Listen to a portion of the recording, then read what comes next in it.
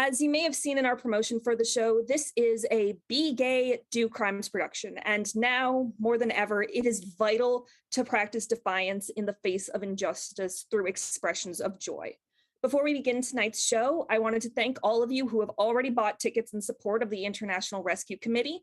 Their response to the war in Ukraine has been centered around working with partners in Poland to assist arriving refugees, as well as partners inside Ukraine supporting the evacuation of women and children and providing emergency aid to people who have had to flee their homes.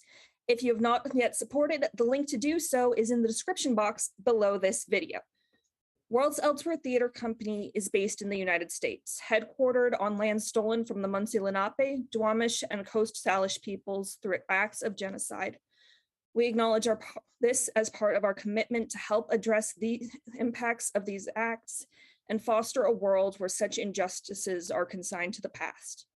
And now, please take a moment to unwrap your throat-soothing candies, locate your nearest emergency exit, and turn off your cell phone, unless, of course, you're using it to watch us, and enjoy the show.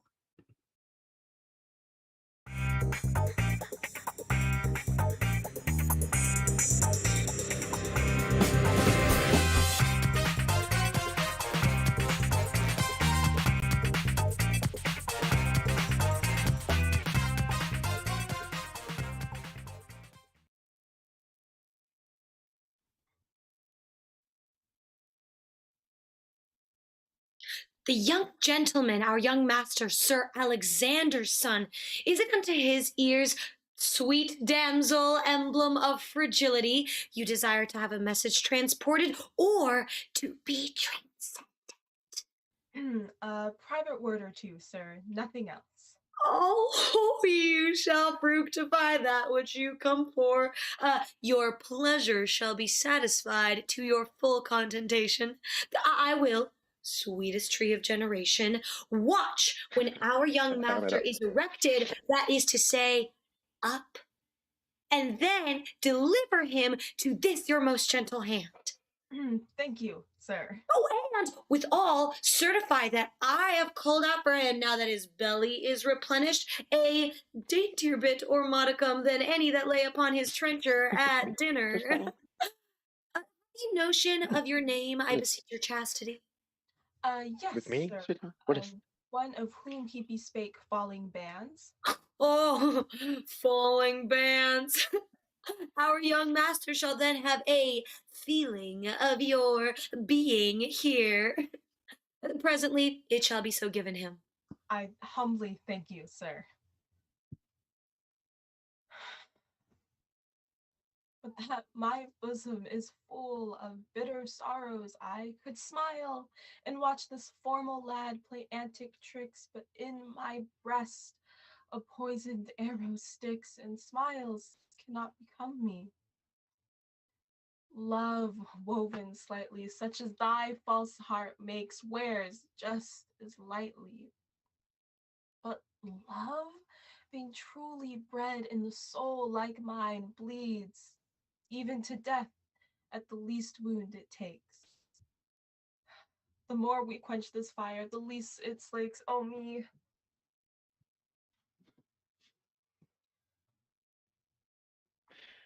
A Semster speak with me, says thou? Yes, sir, she's there. Viva voce to deliver her auricular confession. With me, sweetheart? What is't? I've come to return your bands, sir. Bands. Neat for it. Sir! Prithee, look in, for all the gentlemen are upon rising. Yes, sir, a most methodical attendance shall be given. And thus here, if my father calls for me, say I am busy. Oh, with the Semster. Yes, sir, he shall know that you are busied with a needlewoman. In's ear, good Neatfoot. It shall be so given him. Bands? You're mistaken, sweetheart. I bespake none. When? Where? I prithee, what bands? Let me see them.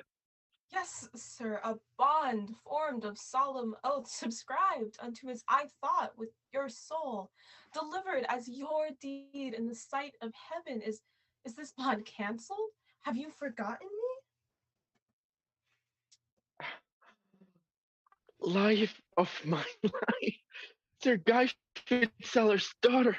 What has transformed my love to this strange shape? Stay, make all sure. So now speak and be brief, because the wolves at door that lies in wait to prey upon us both. Albeit mine eyes are blessed by thine, yet this so strange, this sky holds me with fear and wonder. Mine's a loathed sight. Why from it are you banished else so long? Ah, I must cut short my speech in broken language thus much. Sweet Moll, I must thy company shun. I court another Moll. My thoughts must run that's blind, round in a mill, out every step, yet keeping one path still. Um, must you shun my company? In one not have both our hands by the hands of heaven been tied now to be broke? I thought me once your bride. Our parents did agree on the time when, and must another bedfellow fill my room? Sweet maid, let's lose no time. 'Tis in heaven's book set down that I must have thee. An oath we took to keep our vows, but on the night your father was from mine parted, storms began to sit upon my covetous father's brow, which fell from them on me. He reckoned up what gold this marriage would draw from him, at which he swore to lose so much, blood could not grieve him more. He then dissuades me from thee, called thee reviled, and asks, well, what is she but a beggar's child? He scorned thy dowry of 5,000 marks. If such a sum of money could be found, and I would match with that, he'd not undo it, provided his bags might add nothing to it, but vowed, if I took thee, nay, more, did swear it, save birth from him, I nothing should inherit. What follows then? My shipwreck? Dearest, no, though wildly in a labyrinth I go, my end is to meet thee. With a sight wind must I now sail, else I no haven can find, but both must sink forever. There's a wench called Moll, Mad Moll or Merry Moll, a creature so strange in quality, a whole city takes note of her name and person. All that affection I owe to thee, on her in counterfeit passion I spend, to Matt my father. He believes I dote upon this roaring girl, and grieves as it becomes a father for a son that could be so bewitched. Yet I'll go on this crooked way, sigh still for her, feign dreams in which I'll talk only of her. This stream shall, I hope, force my father to consent that here I anchor, rather than be rent upon a rock so dangerous. Art thou pleased because thou seest we are waylaid, that I take a path that's safe, though it be far about? My prayers with heaven guide thee. Then I will on. My father is at hand. Kiss and be gone. Hours shall be watched for meetings. I must now, as men for fear, to strange idol bow. Farewell. I'll guide thee forth. When next we meet, a story of Moll shall make our earth more sweet.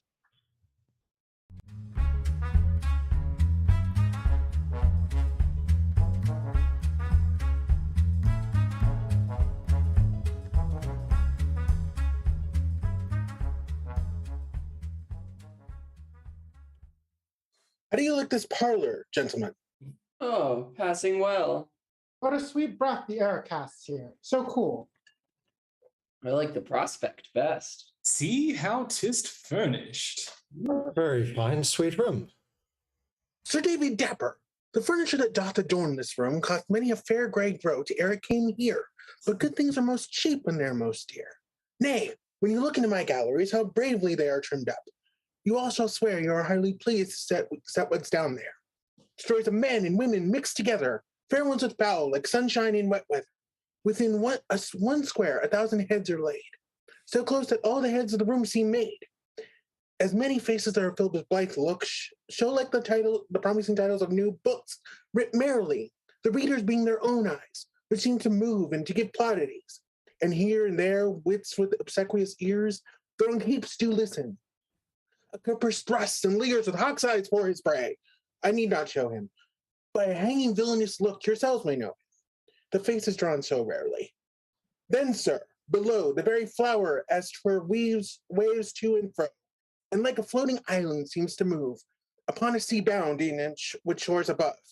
I'll show you all. Since we are met, make our parting comical. This gentleman, my friend, will take his leave, sir. Take his leave, Sebastian. Who? This gentleman. Your love, sir, has already given me some time, and if you please to trust my age with more, it shall pay double interest. Good sir, stay. I have been too bold. Not so, sir. A merry day amongst friends being spent is better than gold saved. Some wine, some wine. Where be that knave I keep? I'm at your worshipful elbow, sir. You're kissing my maids, drinking, or fast asleep. Your worship has given it us right. You varlet, sir. Now here's a mess of friends and gentlemen, because time's glass shall not be running long. I'll quicken it with a pretty tale. Good tales do well in these bad days where vice does so excel. Again, Sir Alexander. Last day, I met an aged man on whose head was scored a debt of just so many years as these, of which I owe my grave. The man you all know. His name, I pray you, sir. Nay, you shall pardon me, but when he saw me with a sigh that brake, or seemed to break, his heartstrings, thus he spake, "Oh, my good knight," says he. Then his eyes were richer than even which that I made them poor. They had spent so many tears they had no more. I asked him what the sad cause might be. So, sir. He paused, and as we so often see, a sea so becalmed there can be found no wrinkle on his brow, his waves being drowned in their own rage, and when the imperious winds use strange invisible tyranny to break both the heavens and earth's foundations at their noise, the sea, swelling with wrath to part the fray, rise up and are more wild, more mad than they. Even so, this good old man was by my questions stirred up roughness. You might see his gall flow even in his eyes. Then grew he fantastical. Fantastical? Yes, and he talked oddly. Pray, sir, proceed. How did this old man end? Married, sir. Thus he left his wild fit to read over his cards.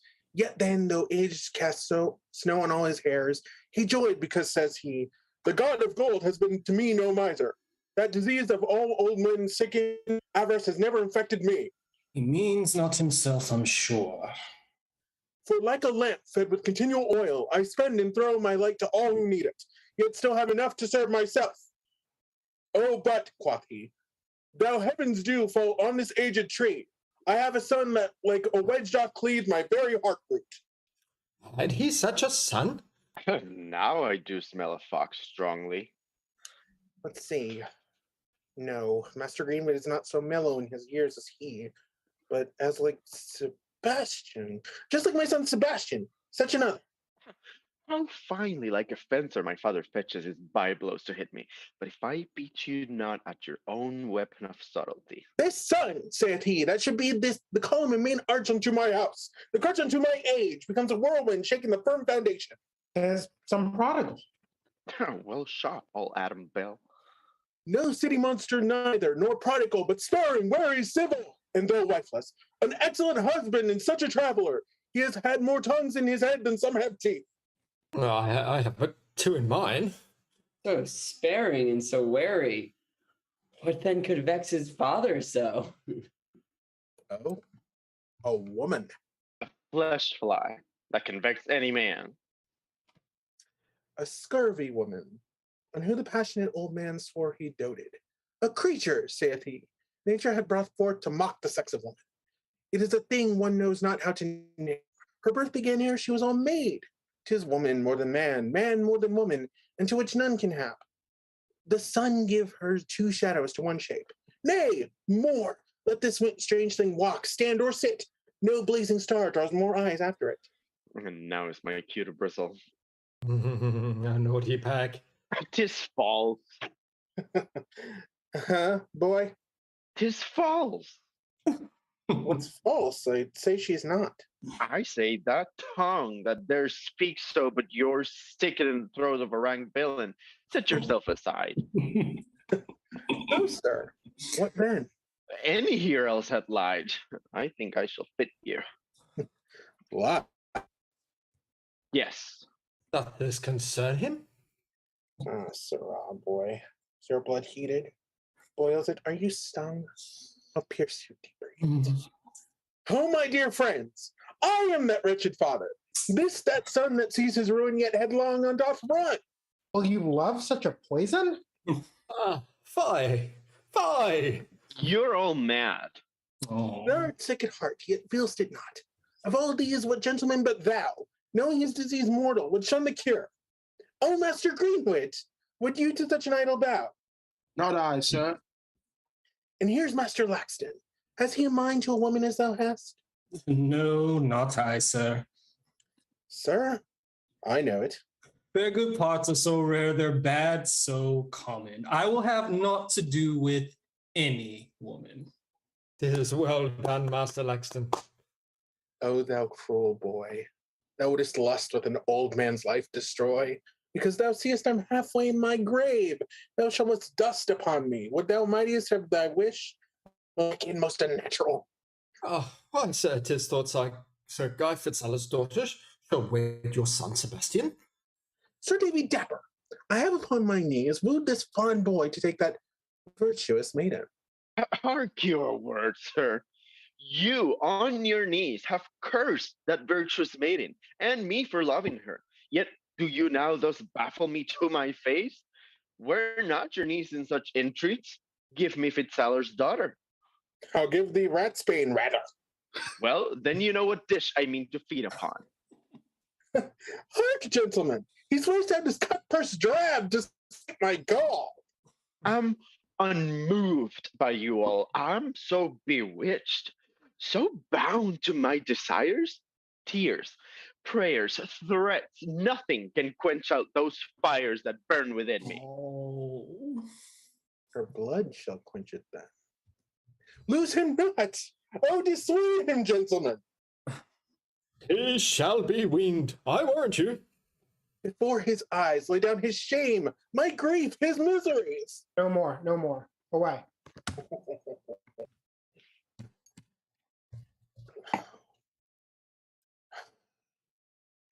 I wash the soil, losing both pains and cost, but take thy flight.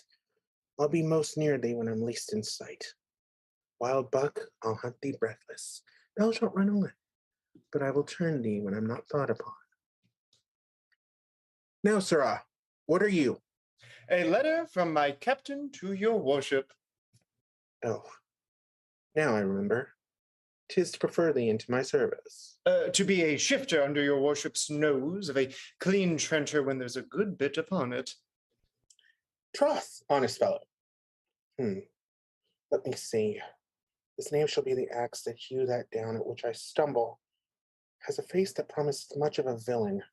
I will grind his wit, and if the edge proves fine, make use of it. Come hither, sirrah.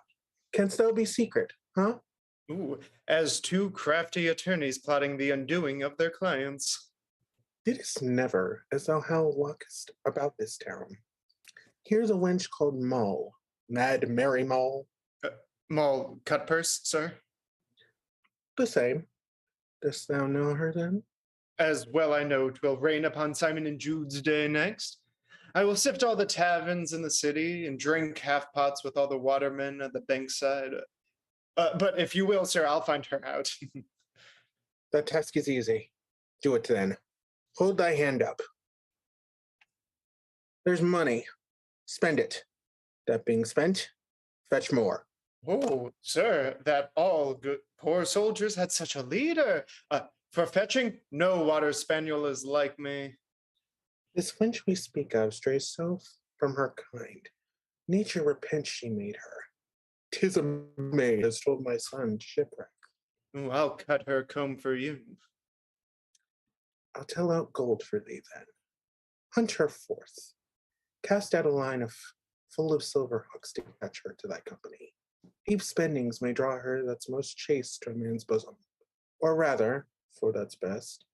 They say sometimes she goes in breeches. Follow her as her man. And when her breeches are off, she shall follow me. Beat all thy brains to serve her. Soons, sir, as country wenches beat cream till butter comes. Play thou the subtle spider. Weave fine nets to ensnare her very life. Her life? Yes. Suck her heart blood if thou canst. Twist thou but cords to catch her. I'll find law to hang her up. Spoke like a worshipful bencher. Trace all her steps. At this she-fox's den, watch what lambs enter. Let me play the shepherd to save their throats from bleeding, and cut hers. Ooh, and this is the gall that shall do it. Be firm and ever gain me ever thine own. This done, I entertain thee. How is thy name? My name, sir, is Ralph Trapdoor. Honest Ralph. Trapdoor, be like thy name. A dangerous step for her to venture on, but unto me. As fast as your soul to your boot or shoe, sir. Hence then, be little seen here as thou canst. I'll still be at thine elbow. Ooh, the trapdoor's set. Moll, if you budge, you're gone. This me shall crown a whoring boy the whoring girl puts down. God have mercy, lose no time.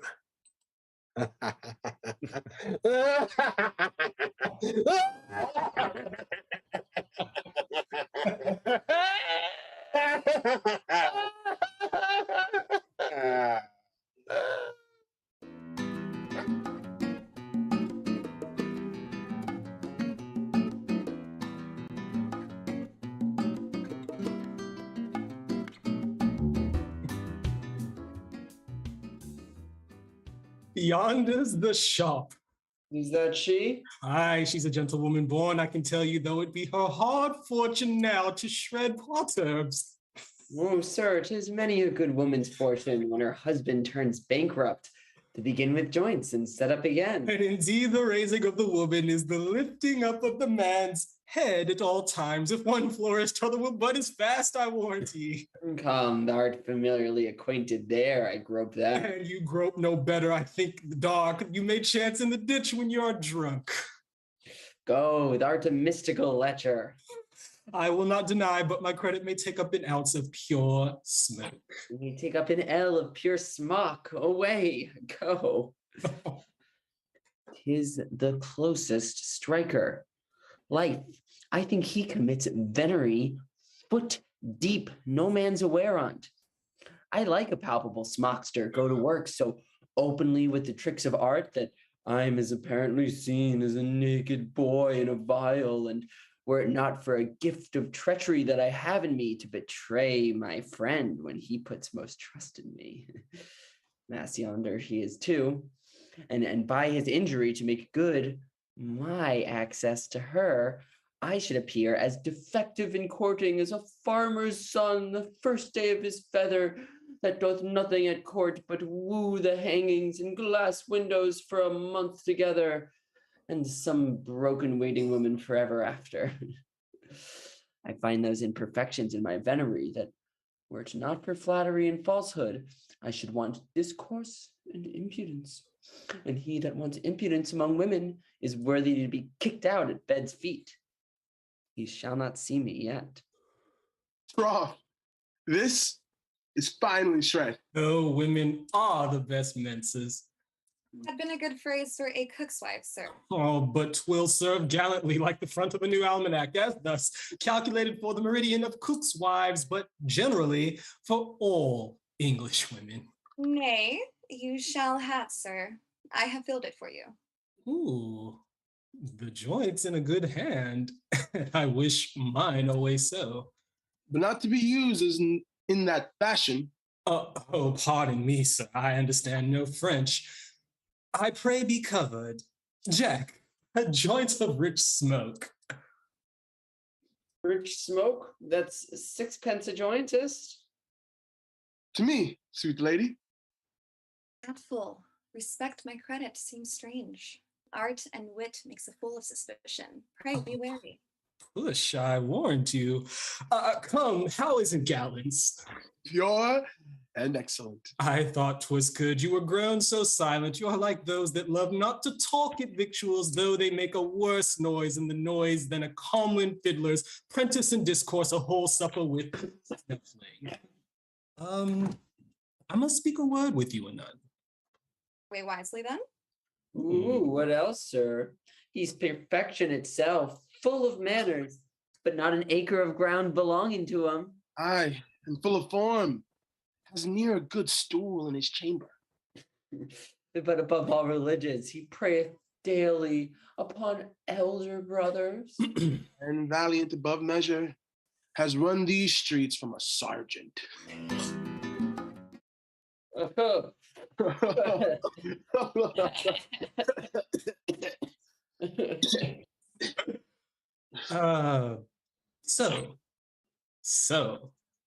What's the matter now, sir?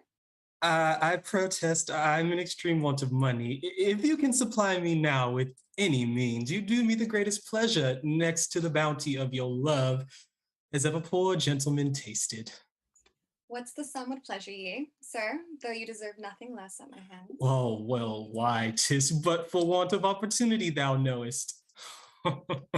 I put her off with such opportunity still by this light. I hate her for means to keep me in fashion with gallants. For what I take from her, I spend upon other wenches. Bear her in hand still. She has wits enough to rob her husband, and I ways enough to consume the money. Oh, why, how now, Chinko? Thou hast the cowardice trick to come before a man's face and strangle him ere beware.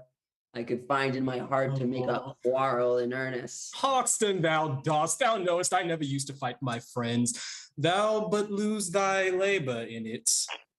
Oh, Jack Dapper. Sarai Dapper, I dive down to your ankles. Davy, gentlemen, all three in a peculiar salute. They were ill to make a lawyer. They dispatched three at once. So well said. But is this of the same potter, Mr. Scallopot? The same you had at first, sir. I wish it's no better. This will serve to drink at my chamber. Shall we taste the joint on't? Not of this. By my troth, gentlemen, I have sworn before you. What? Not Jack Dapper.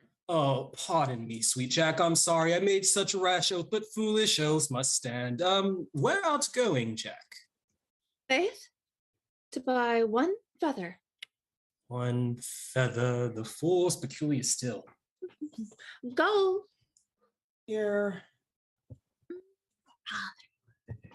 Here's 3 halfpence for your ordinary gull. Meet me in our handsome halls. How? 3 single halfpence. Life. This will scarce serve a man in sauce. A halpworth of mustard, a halpworth of oil, and a halpworth of vinegar. What's left then for the pickled herring? This shows like small beer in the morning after a great surfeit of wine or a night. They could spend their £3 last night in a supper amongst girls and bawdy houseboys. I thought their pockets cackled not for nothing. These are the eggs of £3. I'll go suck them up presently. 8, 9, 10 angels. Good wench in faith, and one that loves darkness well. She put out a candle with the best tricks of any drugster's wife in England. But that which mads her, I rail opportunity still and take no notice on it. I know she cozens her husband to keep me, and I'll keep her honest as long as I can to make the poor man part of some amends. An honest mind of a procure. How think amongst you? What? A fresh joint? Draw in a third, man. Oh, you're a hoarder. You engrossed by the ounces. I like it not.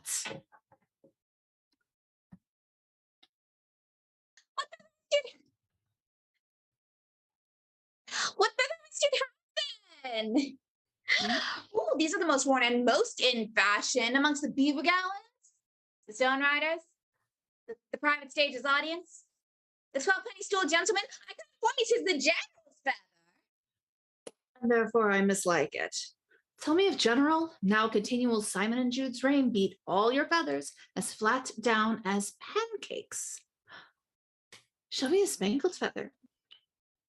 To go a feasting with? You know, boy, you shall. Mass! I had quite forgot. His honor's footman was here last night, wife. Are you done with my lord's fruit? What's it to you, sir? I was this morning at his honor's lodging ere such a sail as you crept out of your shell. Ah, 'twas well done, good wife. I hold it better, sir, than if you had done it yourself. So say I, but is the Countess Smock almost done? No? Here, yes. The cambric sir but wants, I fear me. I'll resolve you of that presently. Hoida, oh audacious groom, dare you presume to noblewoman's linen? Keep you your yard to measure shepherd's holland. I must confide me. I see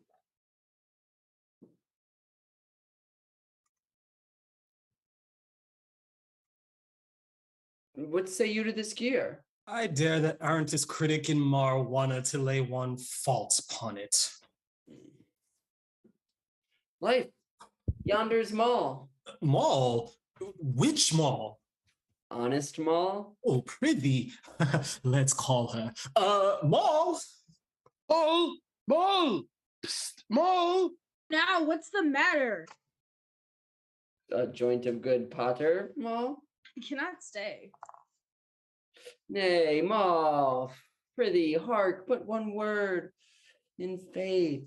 Well, what is't? Prithee, come hither, Sarai. Heart? I would give but too much money to be nibbling with that wench. Life shares the spirit of 4 great parishes and a voice that will drown all the city. Methinks a brave captain might get all his soldiers upon her, and now be beholding to a company of mild and milksops if he could come on and off quick enough. Such a Moll were a marrow bone before an Italian. He would cry, buona roba, till his ribs were nothing but bone. I'll lay hard siege to her. Money is that aqua fortis that eats into many a maiden hand. Where the walls are flesh and blood, I'll ever pierce through with a golden auger. Now thy judgment, Moll, is not good. Yes, faith is very good potter. How do you sell an ounce? Farewell. God be you, Mr. Scallopot. Why, Moll. I cannot stay in faith. I'm going to buy a shack rough. The shack will be shut in presently. It is the maddest, fantasticalest girl. I never knew so much flesh and so much nimbleness put together. He flips and slips from one company to another like a fat heel between a Dutchman's fingers. I'll watch my time for her. Some will not stick to say she's a man, and some both man and a woman. That were excellent. She might first cuckold the husband and then make him do as much for the wife.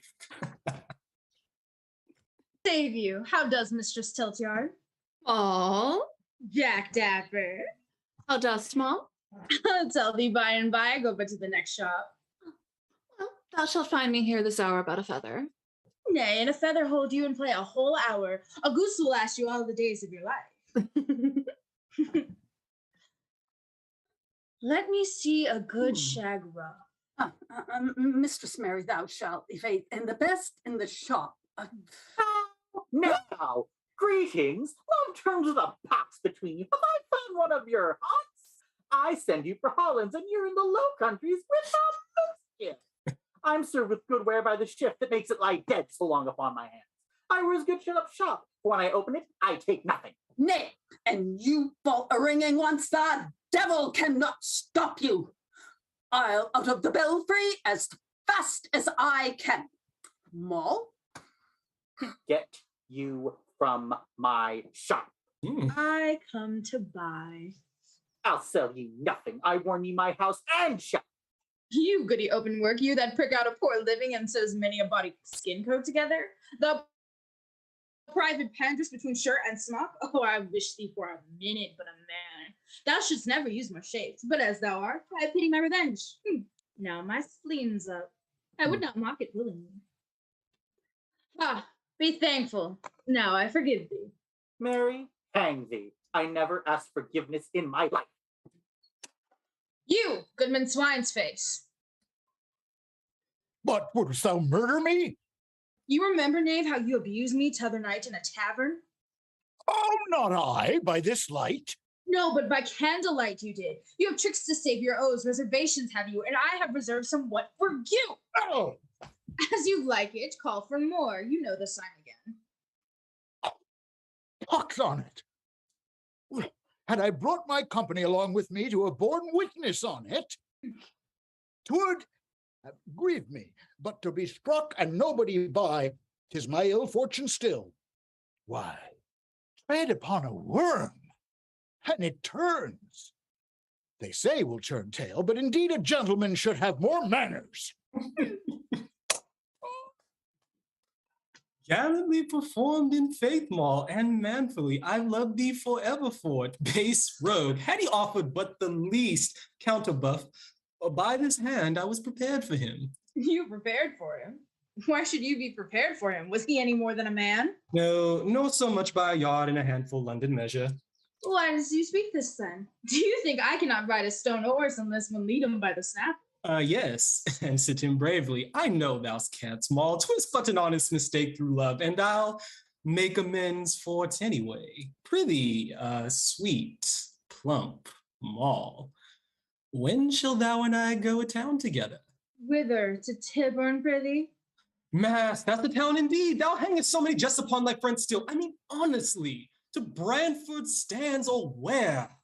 What to do then? Oh, why, nothing but be merry and lie together. I'll hire a coach with 4 horses.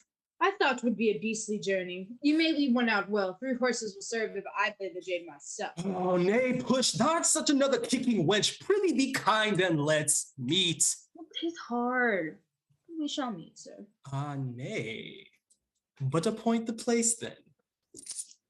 There's 10 angels in true gold, Moll.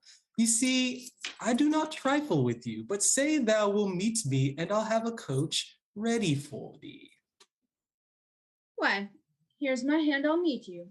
Oh, gold. The place, sweet Moll. It shall be your appointment. Somewhere near Holborn, Moll. In Gray's Inn Fields, then. A match. I'll meet you there. The hour? 3. That will be time enough to sup at Brantford.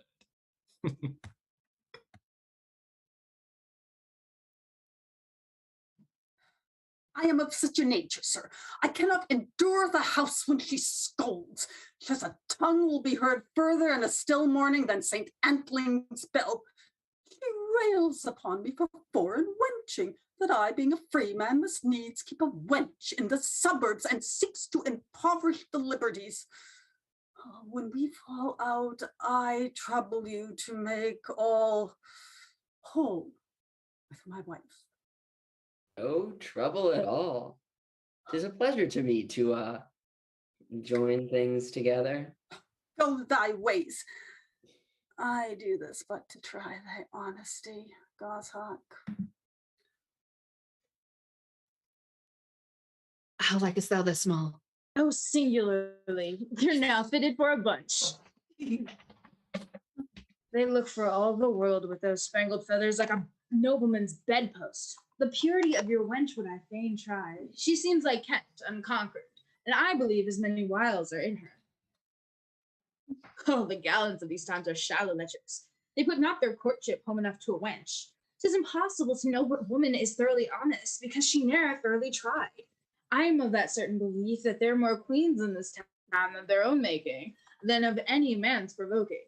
Where lies the slackness then? Many a poor soul would down, and there's nobody will push them. Women are courted, but ne'er soundly tried, as many walk in spurs that never ride. Oh, abominable. Nay, more, I tell you in private. He keeps a wench in the suburbs. Oh, spiteful dealings. I came to him a gentlewoman born. I'll show you mine arms and you please, sir.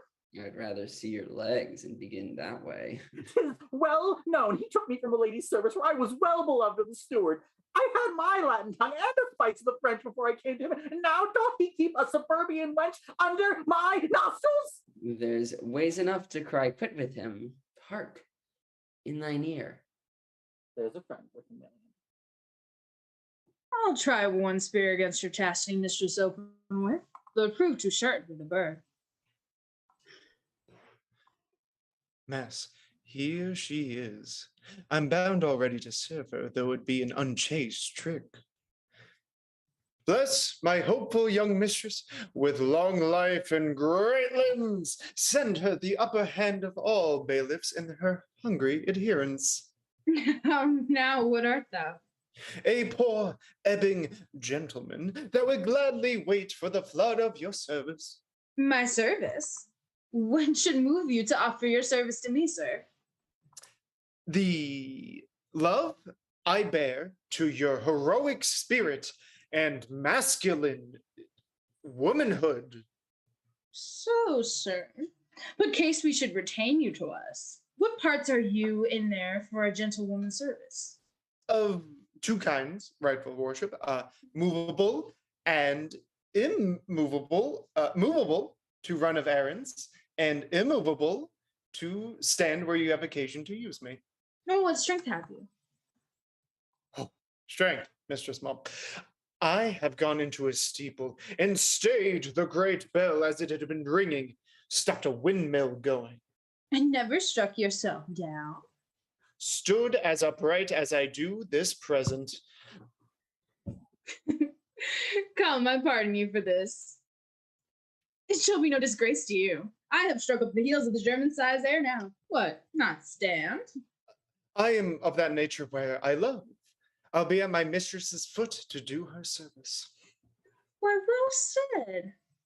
But say your mistress should receive injury. Have you the spirit of fighting in you? Durst you second her? Oh, life, I have kept a bridge myself, drove 7 at a time before me. Aye. But they were all Lincolnshire bullocks by my troth. Well, meet me in Gray's Inn's Fields between 3 and 4 this afternoon, and upon better consideration, who retain you? I humbly thank your good mistressship. I'll crack your neck for this kindness. Remember, 3. Nay, if I fail you, hang me. Good wench in faith. Who is this? Hey, Moll. Prithee, tend thy shop and prevent bastards. We'll have a pint of the same wine, Faith Moll.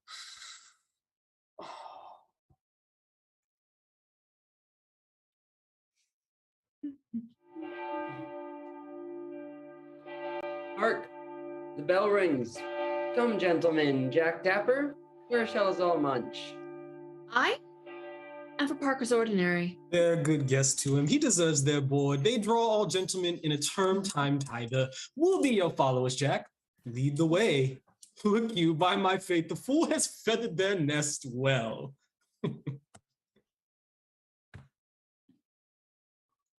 Come, shut up your shops. Where is Master Openworth? Nay, ask not me, Master Tillyard. Come, wenches, come. We're all going to Huxton. To Hogsden, husband. Aye, to Huxton, Pigsney. I'm not ready, husband.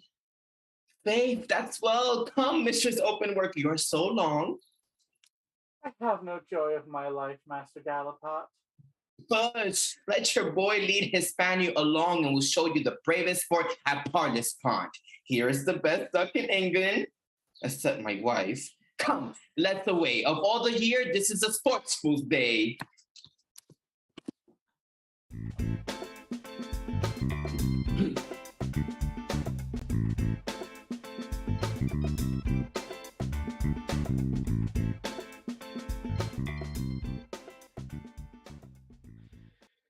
If a man have a free will, where should the use more perfect shine than in his will to love?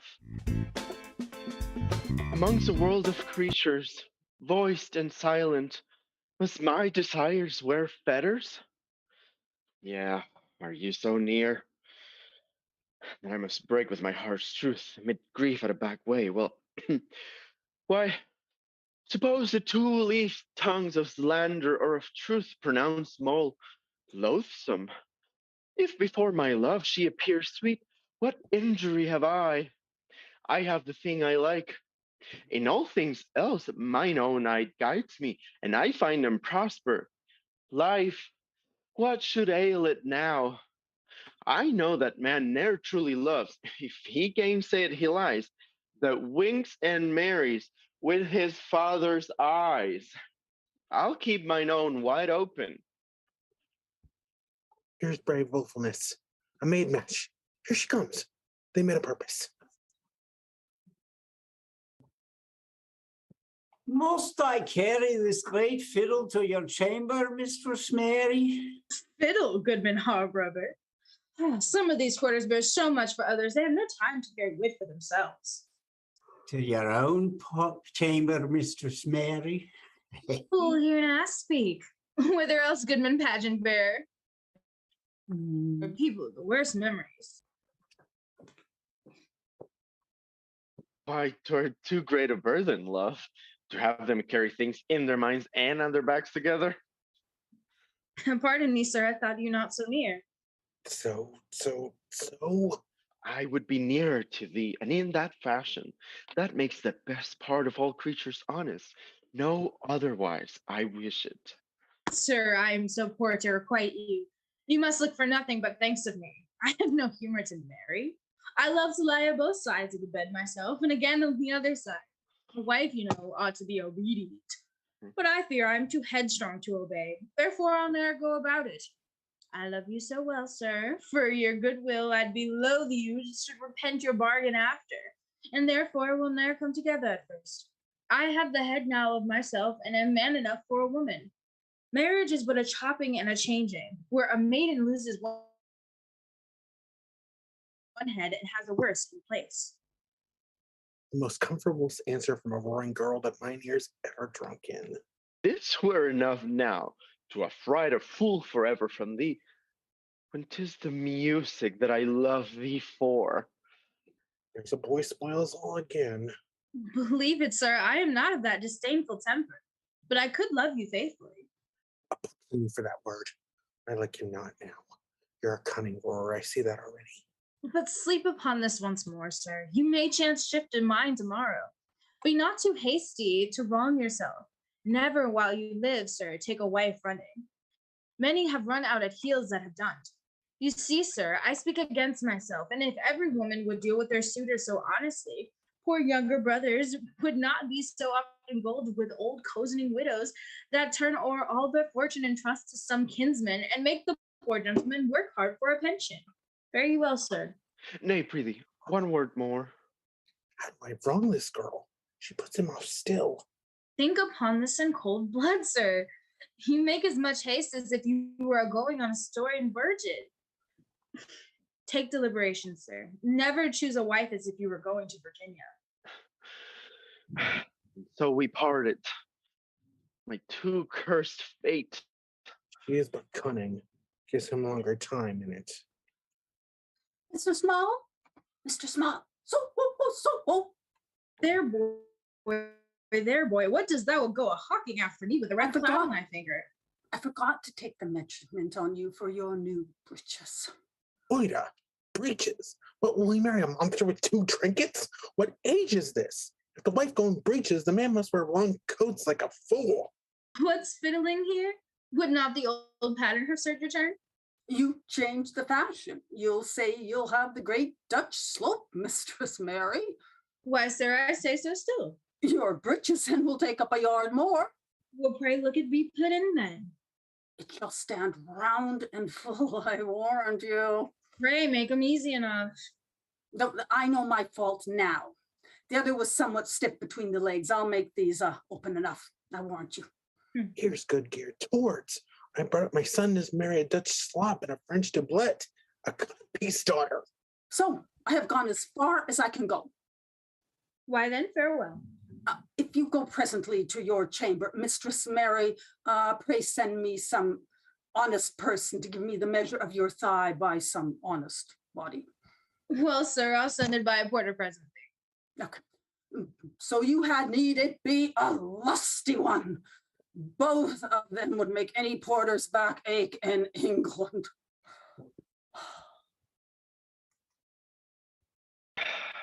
I have examined the best part of man, reason and judgment, and in love they tell me, they leave me uncontrolled. He that is swayed by an unfeeling blood past heat of love, his springtime must needs err. His watch ne'er goes right that sets his dial by a rusty clock. So, and which is that rusty clock, sir? You? The clock at Ludgate, sir. It ne'er goes true. But thou goest falser, not that thy father's cares can keep thee right. When the insensible work obeys the workman's art, lets off the hour and stops again when time is satisfied, but thou runnest on in judgment, the main wheel beats it all stops. As if work would break begun with long pains for a minute's ruin, much like a suffering man brought up with care, at least bequeaths to shame in a short prayer. I taste you bitterer than I can deserve, sir. Who has bewitched thee, son? What devil or drug hath wrought upon the weakness of thy blood, and betrayed all her hopes to ruinous folly? Awake from entrancing and enchanted shame, when thy soul sits in a golden dream, flattered and poisoned. I am old, my son. Oh, let me prevail quickly, for I have weightier business of mine own than to chide thee. I must not go into my grave as a drunkard to his bed, whereon he lies only to sleep and never cares to rise. Let me dispatch in time. Come no more near her. Not honestly? Not in the way of marriage? What sayest thou, marriage? In what place? The sessions house? And who shall give the bride prithee? An indictment? Sir, now you take part with the world to wrong her. Why wouldest thou fain Mary to be pointed at? Lest the numbers great, do not overburden it. Why is good Mary a beacon on a hill, which all country fix their eyes upon as thy folly dotes on? If thou longest serve to have destroyed thy infinite fortunes, serve for the discourse in ordinaries and taverns. The art is the way, or to confine thy name. Keep on, thou cannot miss it, or to strike thy wretched father to untimely coldness. Keep your left hand still, it will bring thee to it. Yet if no tears wrung from thy father's eyes, nor sighs that fly in sparkles from his sorrows, had the power to alter what is wilful in thee, methinks her very name should frighten thee from her, and never trouble me. Why is the name of Moll so fatal, sir? Marry one, sir, where suspect is entered, for seek all London from one end to other, more whores of that name than any other. Was that to her? Let those blush for themselves. Can any guilt in others condemn her? I've vowed to love her. Let all storms oppose me that ever beat against the breast of man. Nothing but death's cruel tempest shall divide us. Oh, folly that can dote on naught but shame. Put case a wanton. Each runs through one name more than another. Is that name the worse where honesty sits possessed in't? It should rather appear more excellent and deserve more praise when through foul mist a brightness it can raise. Why, there are of the devil's honest gentlemen and well descended keep an open house, and some of the good mans that are arrant knaves. He hates unworthily that by road contemns, for the name neither saves nor yet condemns. And for her honesty, I have made such proof, and in several forms, so nearly watched her ways, I will maintain that strict against an army. Excepting you, my father, here's her worst. She has a bold spirit that mingles with mankind, but nothing else comes near it, and oftentimes, through her apparel, somewhat shames her birth. But she's loose in nothing but in mirth. Would all moles were no worse? This way I dwell in vain, but and give but aim to infamy and ruin. He will fall, and cannot stay him. While my joys stand at the brink of a devouring flood, and will be willfully swallowed, ruefully. Why so vain? Let all these tears be lost. I'll pursue her to shame, until also is crossed.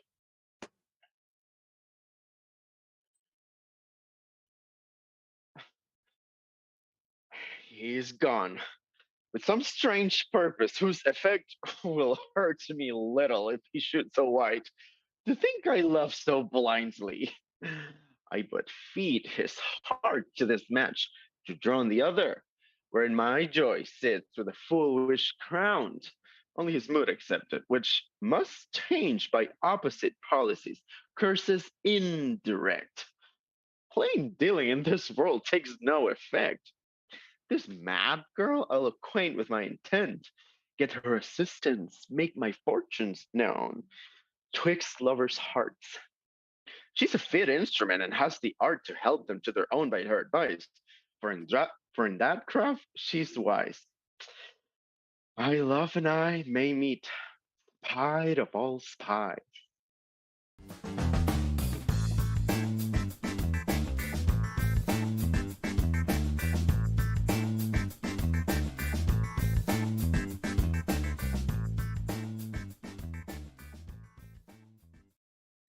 Coachman?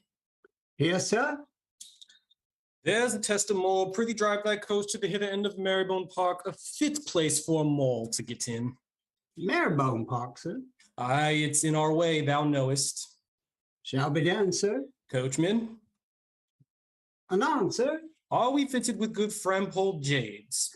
Ah, the best in Smithfield, sir. I warrant you. May we safely take the upper hand of any couched velvet cap or tough taffety jacket, for they keep a vile swaggering in coaches nowadays. The highways are stocked with them. Ah, my life for yours and baffling too, sir. Why, they are the same jays, I believe it, sir, that have drawn all your famous drabs to work. Nay, then, they know their business. They need no more instruction. Ah, they're so used to such journeys, sir. I never use the whip to them, for if they catch but the scent of a wench once, they run like devils. Yeah. Fine, Cerberus. That rogue will have the start of 1,000 ones, for whilst others trot afoot, he'll ride prancing to hell upon a coach horse. Stay. 'Tis now about the hour of her appointment, but yet I see her not.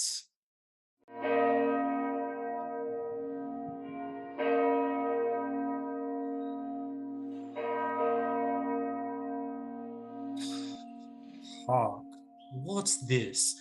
1, 2, 3. 3 by the clock at Savoy. This is the hour, and Gray's Inn's Field, the place.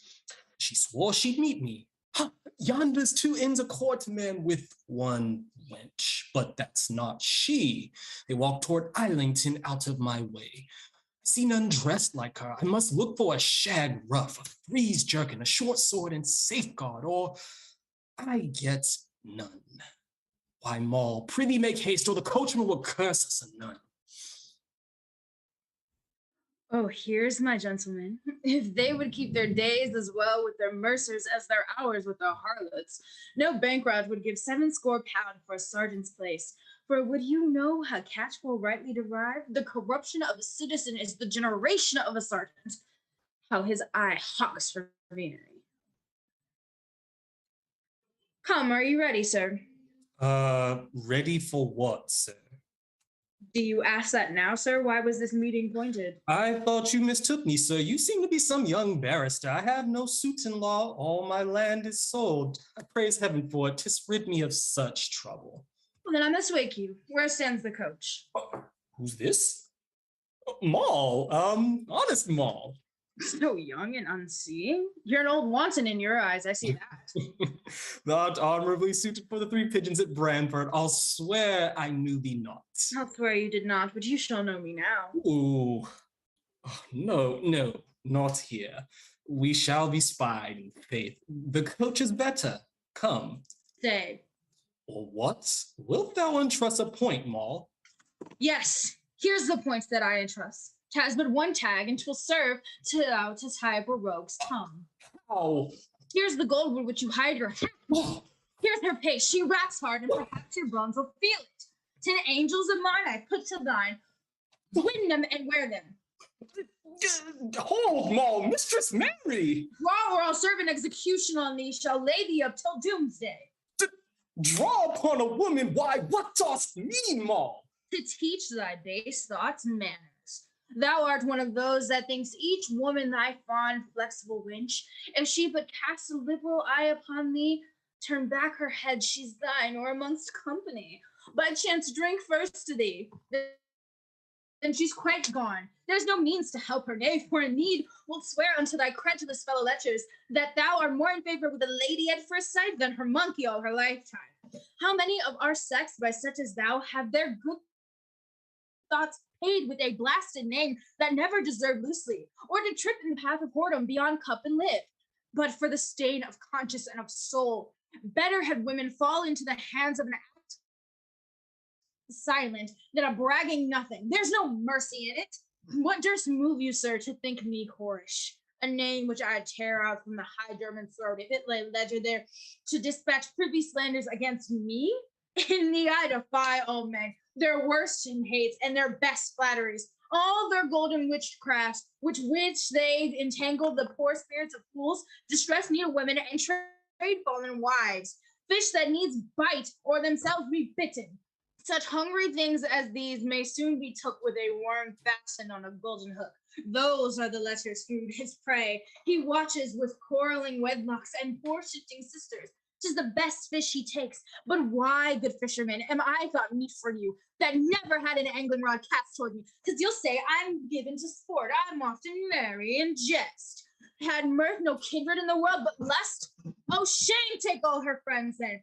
But how thou in the baser world censor my life, I'll send them word by thee, and write so much upon thy breast, cause thou shalt bear it in mind. Tell them 'twere base to yield where I have conquered. I scorn to prostitute myself to a man, I that can prostitute a man to me, and so I greet thee.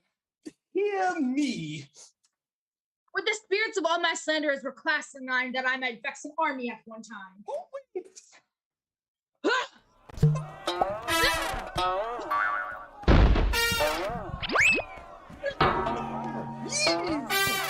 I do repent me, hold! You'll die the better Christian then. I do confess I have wronged thee, Moll. Confession is but poor amends for the wrong unless a rope would follow. I ask thee pardon. I am your hired girl, sir. I yield both purse and body. Both are mine and now at my disposal. I strike thee basely. Spoke like a noble girl in faith. Heart, I think I fight with the familiar or the ghost of a fencer. She has wounded me gallantly. Call you this a lecherous voyage? Here's blood would have served me 7 years, broken heads and cut fingers. And it now runs all out together. Pox the 3 pigeons, I word the coach here now to carry me to churches. If I could meet my enemies one by one thus, I might make pretty ship with them in time, and make them know that she that has wit and spirit may scorn to live beholden to her body for meat, or for apparel like your common dame that makes shame to get her clothes to cover shame. Base is that mind that kneels into her body as if a husband stood in awe of one's wife. My spirit shall be mistress of this house, as long as I have time.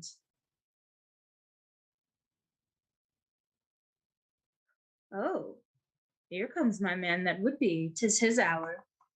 Faith, good well said fellow.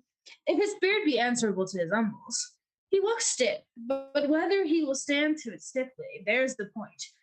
Has a good calf wort, and ye shall have many a woman choose him she means to make her head by his calf. I do not know their tricks inch. Faith, he seems a man without. I'll try what he is within. He told me graze in fields betwixt 3 and 4. I'll fit her mistress with a piece of service. I'm hired to rid the town of one mad girl. Oh, what a pox ails you, sir? He begins like a gentleman. Heart, is the field so narrow, or your eyesight? Oh, life, he comes back again. Was this spoke to me, sir? I cannot tell, sir. Go. You're a coxcomb. Coxcomb? You're a knave. I hope there's law for you, sir. Pray, let me know what house you're of. One of the temples, sir. Oh, mass, so many things. And yet sometimes I lie about your claim. Ah, I like you the worst because you shift your lodging so often. I'll not meddle with you for that trick, sir. A good shift, but it shall not serve your turn. You'll give me leave to pass about my business, sir? Your business? I'll make you wait on me before I had done it. Glad to serve me too. How, sir? Serve you? Not if there were no more men in England. But if there were no more women in England, I'd hope you served your mistress then. Mistress. Oh, you're a tried spirit at a push, sir. What would your worship have me do? You a fighter? No, I praise heaven. I had better grace and more manners. As how I pray, sir? Life, it had been a beastly part of me to have drawn my weapon upon my mistress. All the world would have cried a shame of me for that. Why, but you knew me not. Do not say so, mistress. I knew you by your wide straddle, as well as if I had been in your belly. Well, we shall try you further. In the meantime, we give you entertainment. Ah, thank you. Your good mistressship. How many suits have you? No more suits than backs, mistress. Well, if you deserve, I cast off this next week, and you may creep onto it. Thank your good worship. Come, follow me to St. Thomas Apostles. I'll put a library cloak upon your back. First thing I do. I follow, my dear mistress.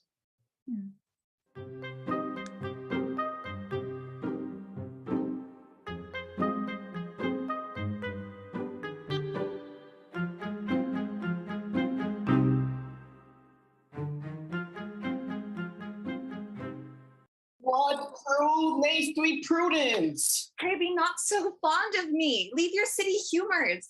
I'm vexed at you to see how like a calf you come bleating after me. Hey, honey Prue, how does your rising up before the table show? And flinching from my friend so unseverely? Fie, Prue, fie, come. Then up and ride, Faith.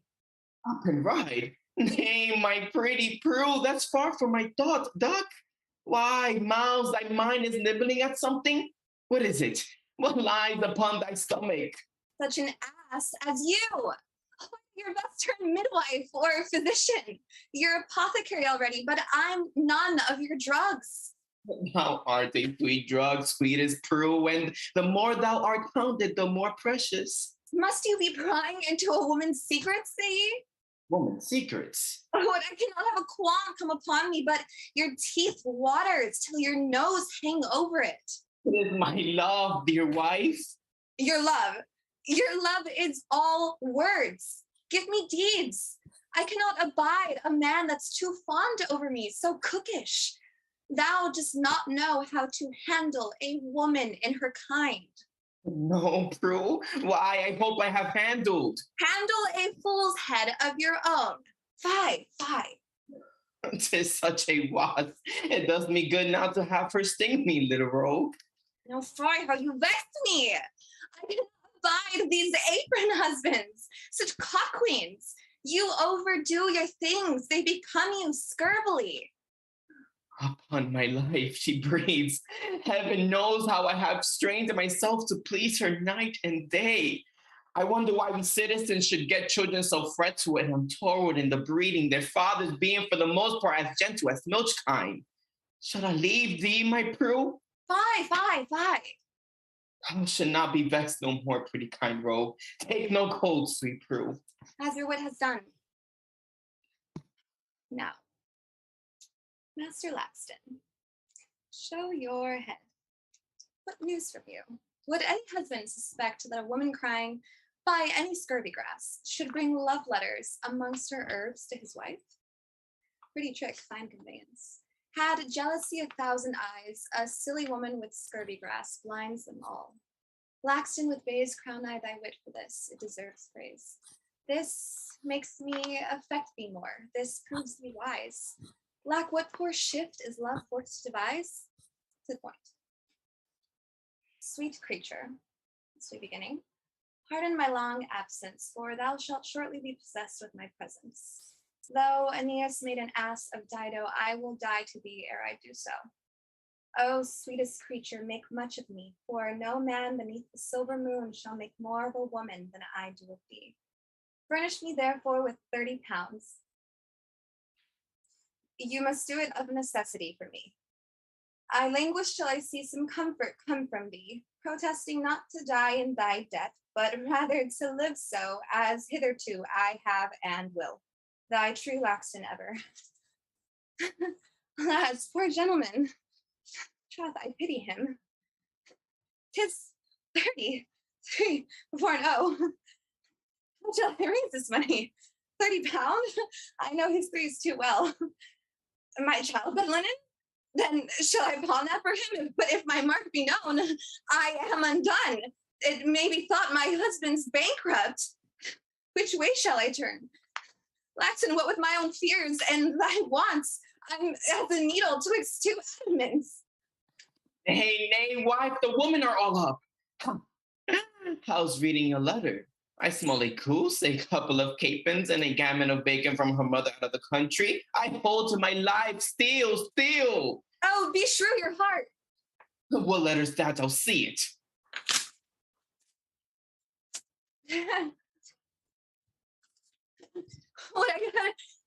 Thou hast eyes to see the downfall of me and thyself. I'm forever, I'm undone. Theos, my Prue, what papers thou tearest? Would I could tear my very heart in pieces, for my soul lies on the rack of shame that tortures me beyond a woman's suffering. What means this?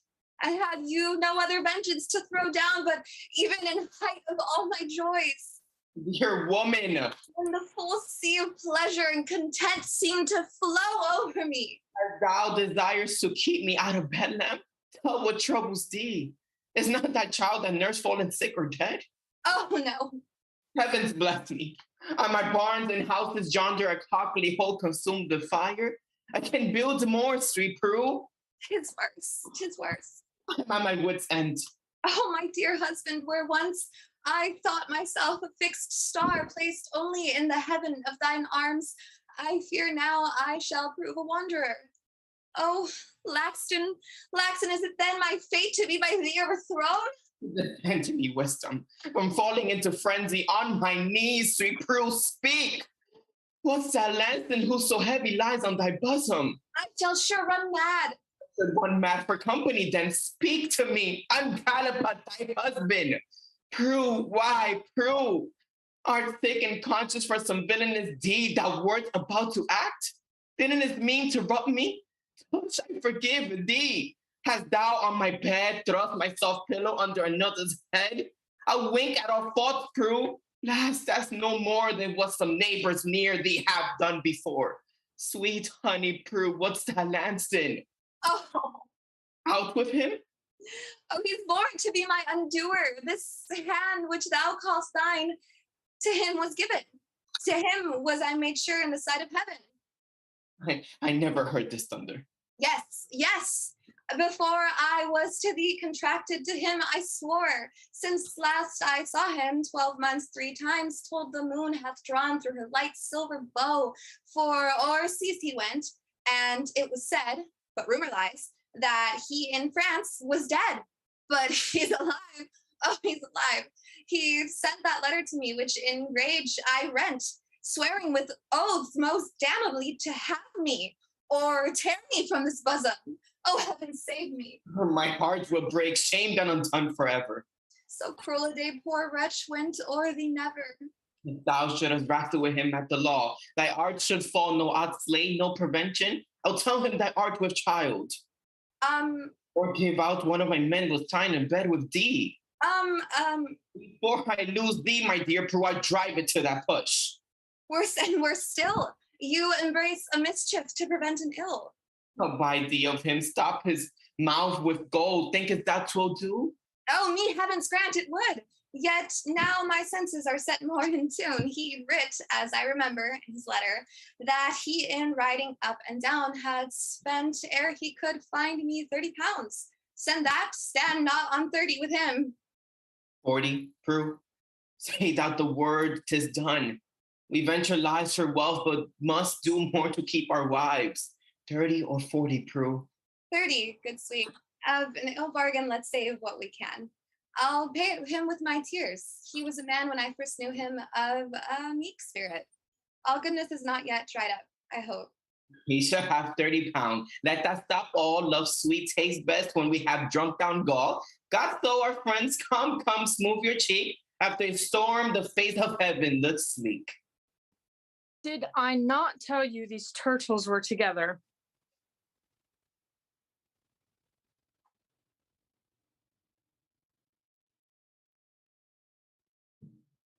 How dost thou, Sarah? Why, Sister Galapax? Lord, how she's changed. Is your wife ill, sir? Yes, indeed, la sir. Very ill, never worse. How her headphones? Very ill, never. Feel her pulses work. Sister, lie down a little. That always does me good. In good sadness, I find Bestie's in that too. Has she laid some hot thing to her stomach? No, but I will lay something anon. Come, fools, you trouble her. Shall's go, Master Goshawk. Yes, sweet Master Tiltyard. Sirrah Rosamond, I hold my life, Gallipot hath vexed his wife. She has that horrible eye color indeed. We shall have your face painted with the same flush soon, at night when your husband comes from his rubbers in a false alley. Thou wilt not believe me that his bowels run with a wrong bias. It cannot sink into me that he feeds upon stale mutton abroad, having better and fresher at home. What if I bring thee, for thou shalt see him stand at rack and manger? I'll saddle him in his kind and spur him till he kick again. Shall thou and I ride our journey then? Here's my hand. No more. Come, Master Tiltyard. Shall we leap into the stirrups with our women and amble home? Yes, come, wife. In troth, sister, I hope you'll do well for all this. I hope I shall. Farewell, good sister, sweet Master Goshawk. Welcome, brother, most kindly welcome, sir. Thanks, sir, for our good cheer. It shall be so, because a crafty knave shall not outreach me, nor walk by my door with my wife arm in arm. As to his wrench, I'll give him a golden cockcomb, 30 pounds. Tush, Prue, what's 30 pounds? Sweet duck, look cheerly. Thou art worthy of my heart. Thou buy'st it dearly. Earth's light, the tide's against me. A pox of your apothecary ship. Oh, for some glister to set him going. 'Tis one of Hercules' labors to tread one of these city hens because their cocks are still crowing over them. There's no turning tail here. I must on. Adios. Oh, husband, see, he comes. Let me deal with him. Bless you, sir. Be you blessed to serve you come in peace. Oh, pick no quarrels, gentle sir. My husband is not a man of weapon as you are. He knows all. I have opened all before him concerning you. Zoons, has she shown you my letters? Propose my case for yours. What would you do at such a pinch? Such batteries, such assaults of father, mother, kindred, to dissolve the knot you tied and to be bound to him? How could you shift this storm off? If I know, hang me. Besides, a story of your death was read each minute to me. What the pox means this riddling? Be wise, sir. Let not you and I be tossed on lawyers' pens. They have sharp nibs and draw men's very hard blood from them. What need you, sir, to beat the drum of my wife's infamy and call your friends together, sir? To prove your pre-contra when she has some... What? Has she confessed it, sir? Faith to me, sir, upon your letter sending. I have. If I let this iron cool call me knave, do you hear, Dame Prudence? Thinkest thou, vile woman, I'll take these blows and wink? Upon my knees. Out, impudence! Good, sir. You goatish knaves, no wild fowl, but mine to cut up? Alas, sir, you make her flesh to tremble. Fright her not. She shall do reason in what's fit. I'll have thee, wert thou more common than in hospital and more diseased. But one word, good sir. So, sir, I married her, have lain with her, and got 2 children on her body. Think but on that. Have you so beggarly an appetite when I upon a dainty dish have fed, to dine upon my scraps, my leavings? Sir, do I come near you now, sir? Oh, be lady, you touch me. Would not you scorn to wear my clothes, sir? Right, sir. Then pray, sir, wear not her. For she's a gamut for fitting for my body. I'm loath another to put it on. You will undo both. Your letter, as she said, complained you have spent in quest of her some 30 pounds. I'll pay it. So that, sir, stop this gab up to us, you two? Well, if I swallow this wrong, let her thank you. The money being paid, sir, I am gone. Farewell, O women, happies he trusts none. Dispatch him hence, sweet husband. Yes, dear wife. Praise their coming. Every Master Lanston, part thou shalt wine drink to him. With all my heart. How dost thou like my wit? Rarely. That wile by which the serpent did the first woman beguile did ever since all women's bosoms fill. Y'all apple eaters, all deceive us still.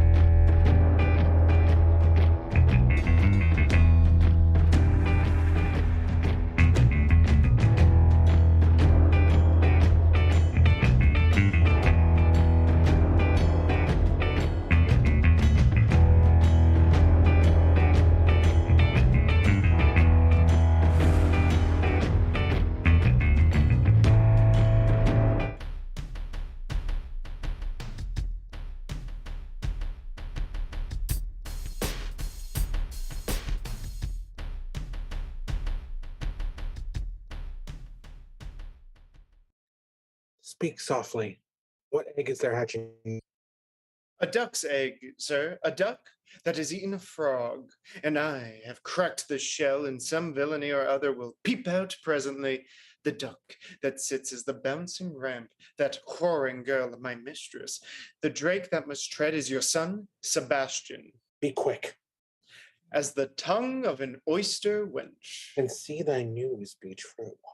As a barber's every Saturday night, Mad Moll must be let in without knocking at your back gate. So? Your chamber will be made bawdy. Good.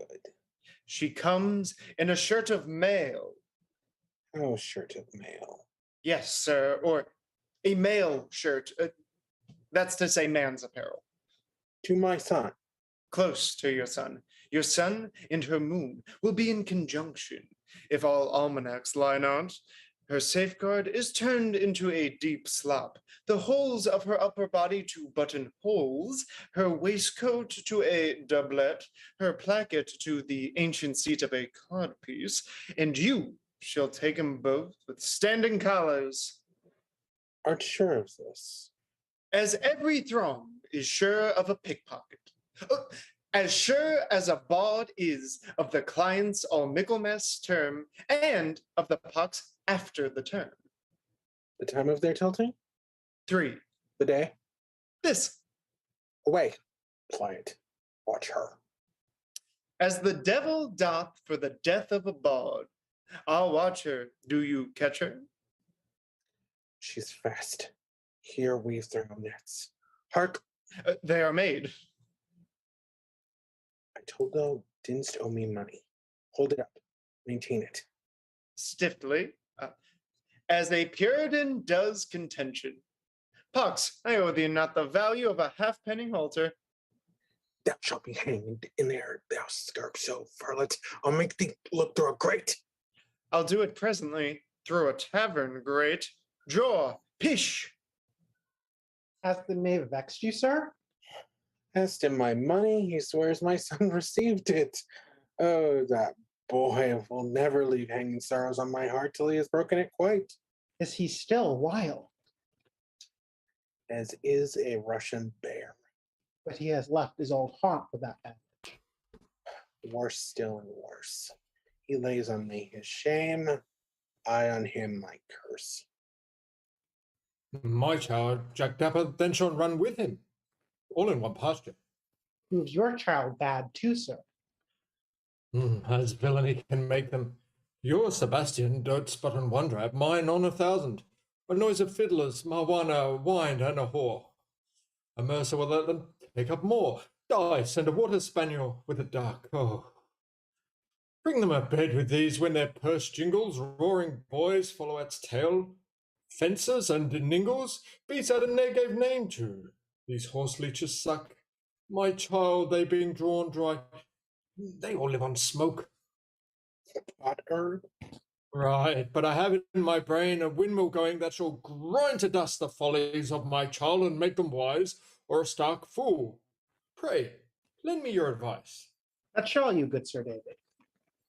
Here's the springe I have set to catch this woodcock in. An action in a false name, unknown to them, is entered. I, the counter, to arrest Jack Dapper. Think you the counter cannot break them? Break them, yes, and break heart too if they lie there long. I'll make them sing a countertenor, sure. No way to tame them like it. There they shall learn what money is indeed and how to spend it. They're bridled there. Aye, yet he knows not how to mend it. Bedlam cures not more madmen in a year than one of the counters does. Men pay more dear there for their wit than anywhere. A counter, why 'tis a university. Who not sees? As scholars there, so men take degrees and follow the same studies all alike. Scholars learn first logic and rhetoric, so does a prisoner. With fine honeyed speech, first coming in doth persuade. Beseech, they may be lodged in one that is not itchy. To lie in a clean chamber and sheets not lousy, but when they have no money, then do they try by subtle logic and quaint sophistry to make their keepers trust them. Say they do. Then they're graduates. I say they trust them not. Then they are held for a first year in a sight and shall never commence, but still be barred, be expelled from the master's side to the two-penny ward, or else in a holy place. When then, I pray, proceeds a prisoner? When money being the aim, they can disperse their hard creditors' hearts and get out clear. Then they're a master of arts. Sir Davy, send your child to Wood Street College. A person can nowhere get more knowledge. They gallants study hard. True. To get money. Lies by the hills. If faith, thanks. I sent for a couple of bears, shall pour them. Who comes yonder? They look like buttocks. These should be they. I know them. They are officers, sir. We shall leave you. Very well, sir. This old muzzle chops should be he, by the fellow's description. I save you, sir. Come hither, you mad varlets. Did not my man tell you I watched here for you? One in a blue coat, sir, told us that in this place an old gentleman would watch for us, a thing contrary to our oath, for we are to watch for every wicked member in a city. You'll watch them for 10,000. What's thy name? Honesty? Sergeant Curtilax, sir. An excellent name for a Sergeant Curtilax. Sergeants indeed are weapons of the law, when prodigal ruffians far in debt are grown. Should not you cut them? Citizens were overthrown. Thou dwellst hereby in Holborn, Curtilax? Oh, that's my circuit, sir. I conjure most in that circle. And what young toward whelp is this? Of the same little, sir, is yeoman. Sir, my name's Hanger. Yeoman Hanger. One pair of shears, sure cut out both your coats. You have two names most dangerous to men's throats. You two are villainous loads on gentlemen's backs. Dear were this Hanger and this Curtilax. Is the action entered? Their name is the Book of Non-Believers. What book's that? The book where all prisoners' names stand, and not one amongst 40, when he comes in, believes to come out in haste. Be as dogged to him as your office allows you to be. Oh, sir. You know the unthrift Jack Dapper? Aye, sir, that gull, as well as I know my yeoman. Do you see, my honest rascals? Out of that tavern Jack Dapper will sally. Sir! Give the counter, on set upon them. We'll charge them upon the back, sir. Take no bail. Put mace enough into their candle. Double your files. Traverse your ground. Sir. Cry arm! Sir, thus. There, child, away. Look to your prey, my true English wolves. And so I vanish. Some warden of the sergeant begat this old fellow, upon my life. Stand close. Shall the ambuscado lie in one place? No. Look thou yonder. Ralph. What says my brave captain, male and female? This Holborn is such a wrangling street. That's because lawyers walks to and fro in it. You're such justling, as if everyone we met were drunk and reeled. Stand, mistress, do you not smell carrion? Carrion? No, yet I spy ravens. Some poor wind-shaken gallant will anon fall into sore labor, and these men midwives must bring him to bed in the counter. There are those that are great with child with debts lie in. Stand up. Like your new maple. Keeping. It shall go hard, huntsman, but I'll spoil your game. They look for all the world like two infected Maltmen coming up in their cloaks on a frosty morning to London. Of course, Captain, a bear comes to the stake. It should be so, for the dogs struggle to be let loose.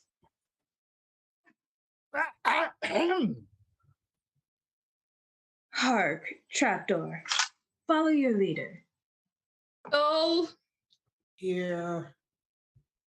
didst ever see such an ass as I am go? No, by my troth. To lose all your money, yet have false dice of your own? Why, 'tis as I saw a great fellow use the other day. He had a strong sword and buckler, yet a butcher dry beat him with a cudgel. Honest sergeant. Fly, Jack Dapper, you'll be arrested else. Go! Run, Gull, and draw. Run, Jack, Go follows you. I know you well enough. You're but a whore to hang upon any man. Whores then are like sergeants, so now hang you. Draw, rogue, but strike not. For a broken pace, they'll keep their beds and recover 20 marks damages. You shall pay for this rescue. Run down Shoe Lane and meet them. Shoe? Is this a rescue, gentleman, or no? Rescue? A pox on them. Trapdoor lets away. I'm glad I have done one good work today. If any gentleman be in Scrivener's band, send but for Moll, she'll bail him by these hands.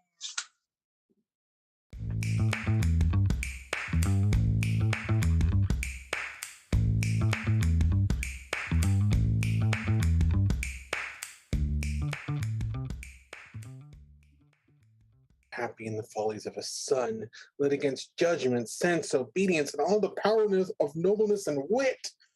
Oh, wretched father. Now, trapdoor, will she come? In man's apparel, sir, I'm in her heart now and sharing all her secrets. Peace, peace. Here, take my German watch. Hang it up in sight. There, I may see her hang an English fort. I warrant you for that now. Next session rids her, sir. This watch will bring her in better than 100 constables. Good trapdoor, sayest thou so? Thou cheered my heart through a storm of sorrow. My gold chain, too. Here, take 100 marks in yellow links. Ooh, that'll do well to bring the watch to light, sir, and worth 1,000 of your head burrow lanthorns. Place that at the court cupboard. Let it lie full in view of her thief whorish eye. She cannot miss it, sir. I see it so plain I could steal it myself. Perhaps thou shalt too. That or something as weighty. What she leaves, thou shalt come closely in and filch away, and all the weight upon her back I'll lay. You cannot assure that, sir. No? Well, that's it. Being a stout girl, perhaps she'll desire pressing, and then all the weight must lie upon the belly. Belly or back, I care not, so I've won. Whoa, you are of my mind for that, sir. Hang up my rough band with the diamond in it. It may be that she'll like that best. Oh, it's well for her that she must have her choice. He thinks nothing too good for her. If you hold on this mind a little longer, it shall be the first work I do to turn thief myself.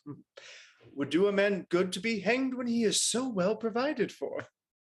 So well said. All hangs well, but she hung so too. The sight would please me more than all their glisterings. Oh, that my mysteries to such straits should run, that I must rob myself to bless my son.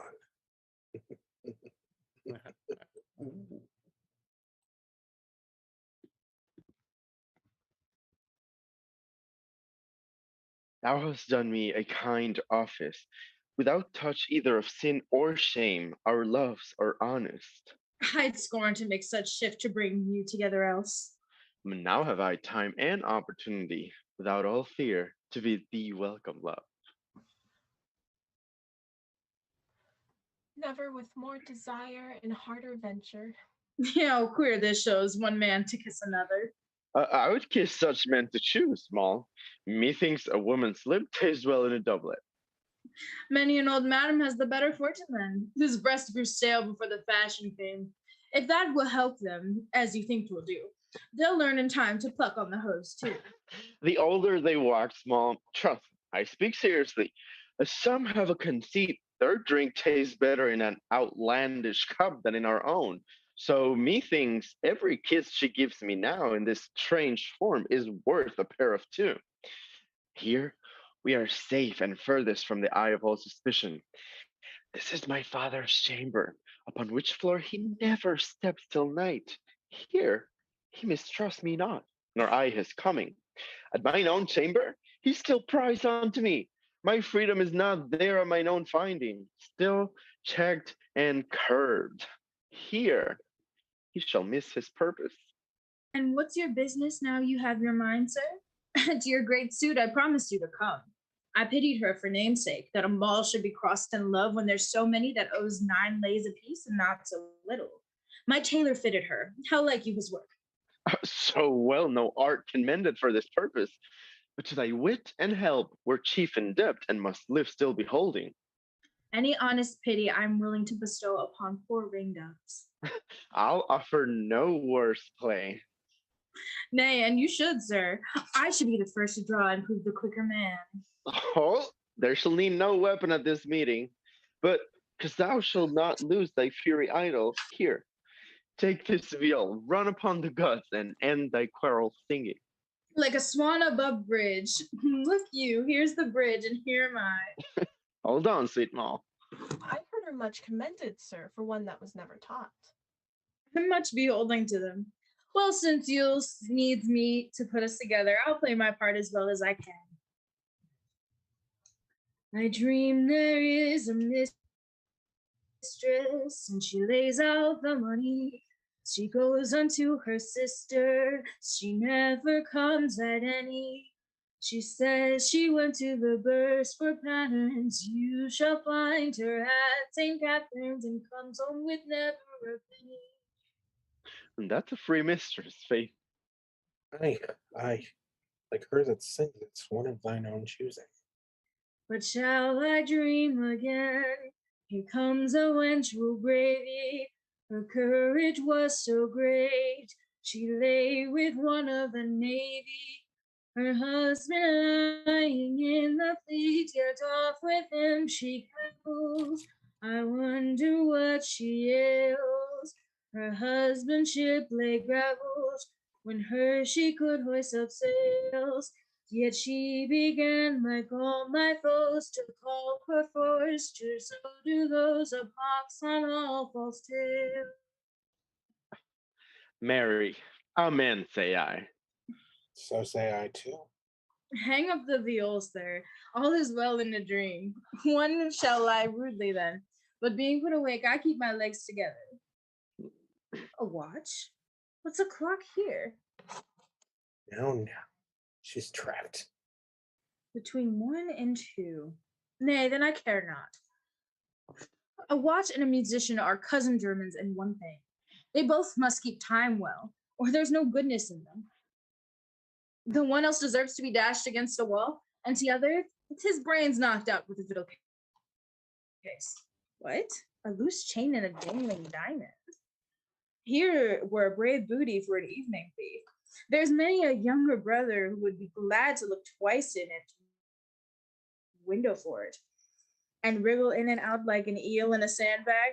Oh, if men's secret youthful faults should judge them, it would be the most generous execution that ever was seen in England. There would be but few left to sing the ballads. There would be so much work. Most of our brokers would be chosen for hangmen. A good day for them. They might renew their wardrobes at free cost then. Well, this is the roaring wench must do us good. No poison, sir, but serves us for some use which is confirmed in her. Peace. Foot. I did hear him, sure, where he be. Who did you hear? My father. Just like a sight of his, I must be wary. No, wilt not be. Am I alone so wretched that nothing takes? I'll put his plunge for it. Oh, life! Here he comes. Sir, I beseech you, take it. Your way of teaching does so much content me. I'll make it £4. Here's 40 shillings, sir. I think I name it right. help me, good Moll? 40 in hand? Sir, you shall pardon me. I have more of the meanest scholar I can teach. This pays me more than you have offered me. At the next quarter, when I receive the means my father loads me, you shall have the other 40. This were well now. More to a man whose sorrows had a blind eye, but mine will behold his follies and untruths with 2 clear glasses. How now? Sir! What's he there? You're come in good time, sir. I've a suit to you. I crave your present kindness. What is he there? A gentleman? A musician, sir, one of excellent fingering. I think so. I wondered how to escape her. Has the most delicate stroke, sir. A stroke indeed. I feel it in my heart. Puts down all your famous musicians. Aye, a whore may put down 100 of them. 40 shillings is the agreement, sir, between us. Now, sir, my present means mounts, but to Halfont. And he stands upon the whole. Indeed does he, sir. And will do still, when there be another tale.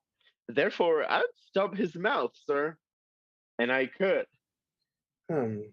True, there's no other way indeed. Swally hardens, she must succeed. Now, sir, I understand you profess music. I am a poor servant to that liberal science, sir. Where is it you teach? Right against Clifford's Inn. That's a fit place for it. You have many scholars. And some of whom I may call my masters. Aye, true, a company of whoremasters. You teach to sing, too. Marry, do I, sir? I think you'll find an apt scholar of my son, especially for prick song. I have much hope of him. I'm sorry for it. I have less than that.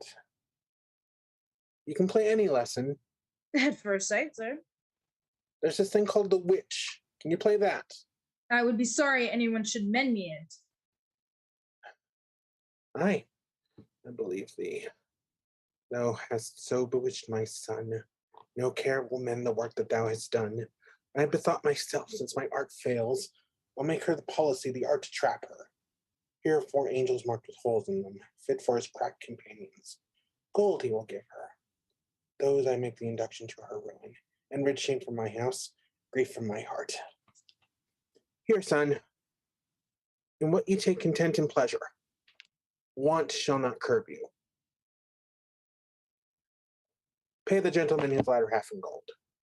I thank you, sir. Oh, may the opera end there. In her life, shame in him, and grief in me. Faith, thou shalt have him. 'Tis my father's gift. Never was man beguiled with better shift. He that can take me for a male musician, I cannot choose but to make him my instrument to play upon him.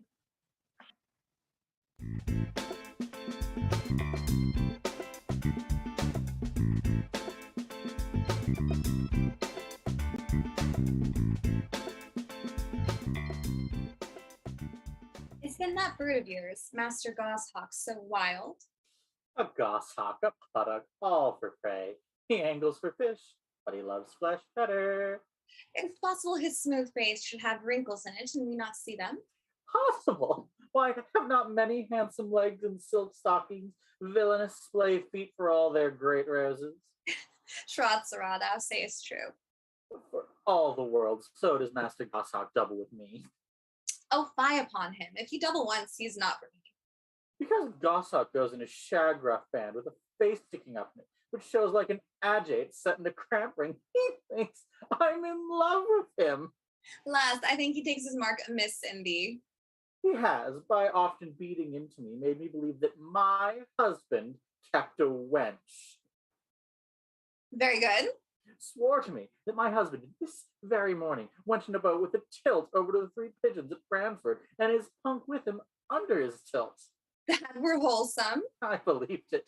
fellows swearing at him, cursing of harlots, made me ready to hoise up sail and be there as soon as he. So?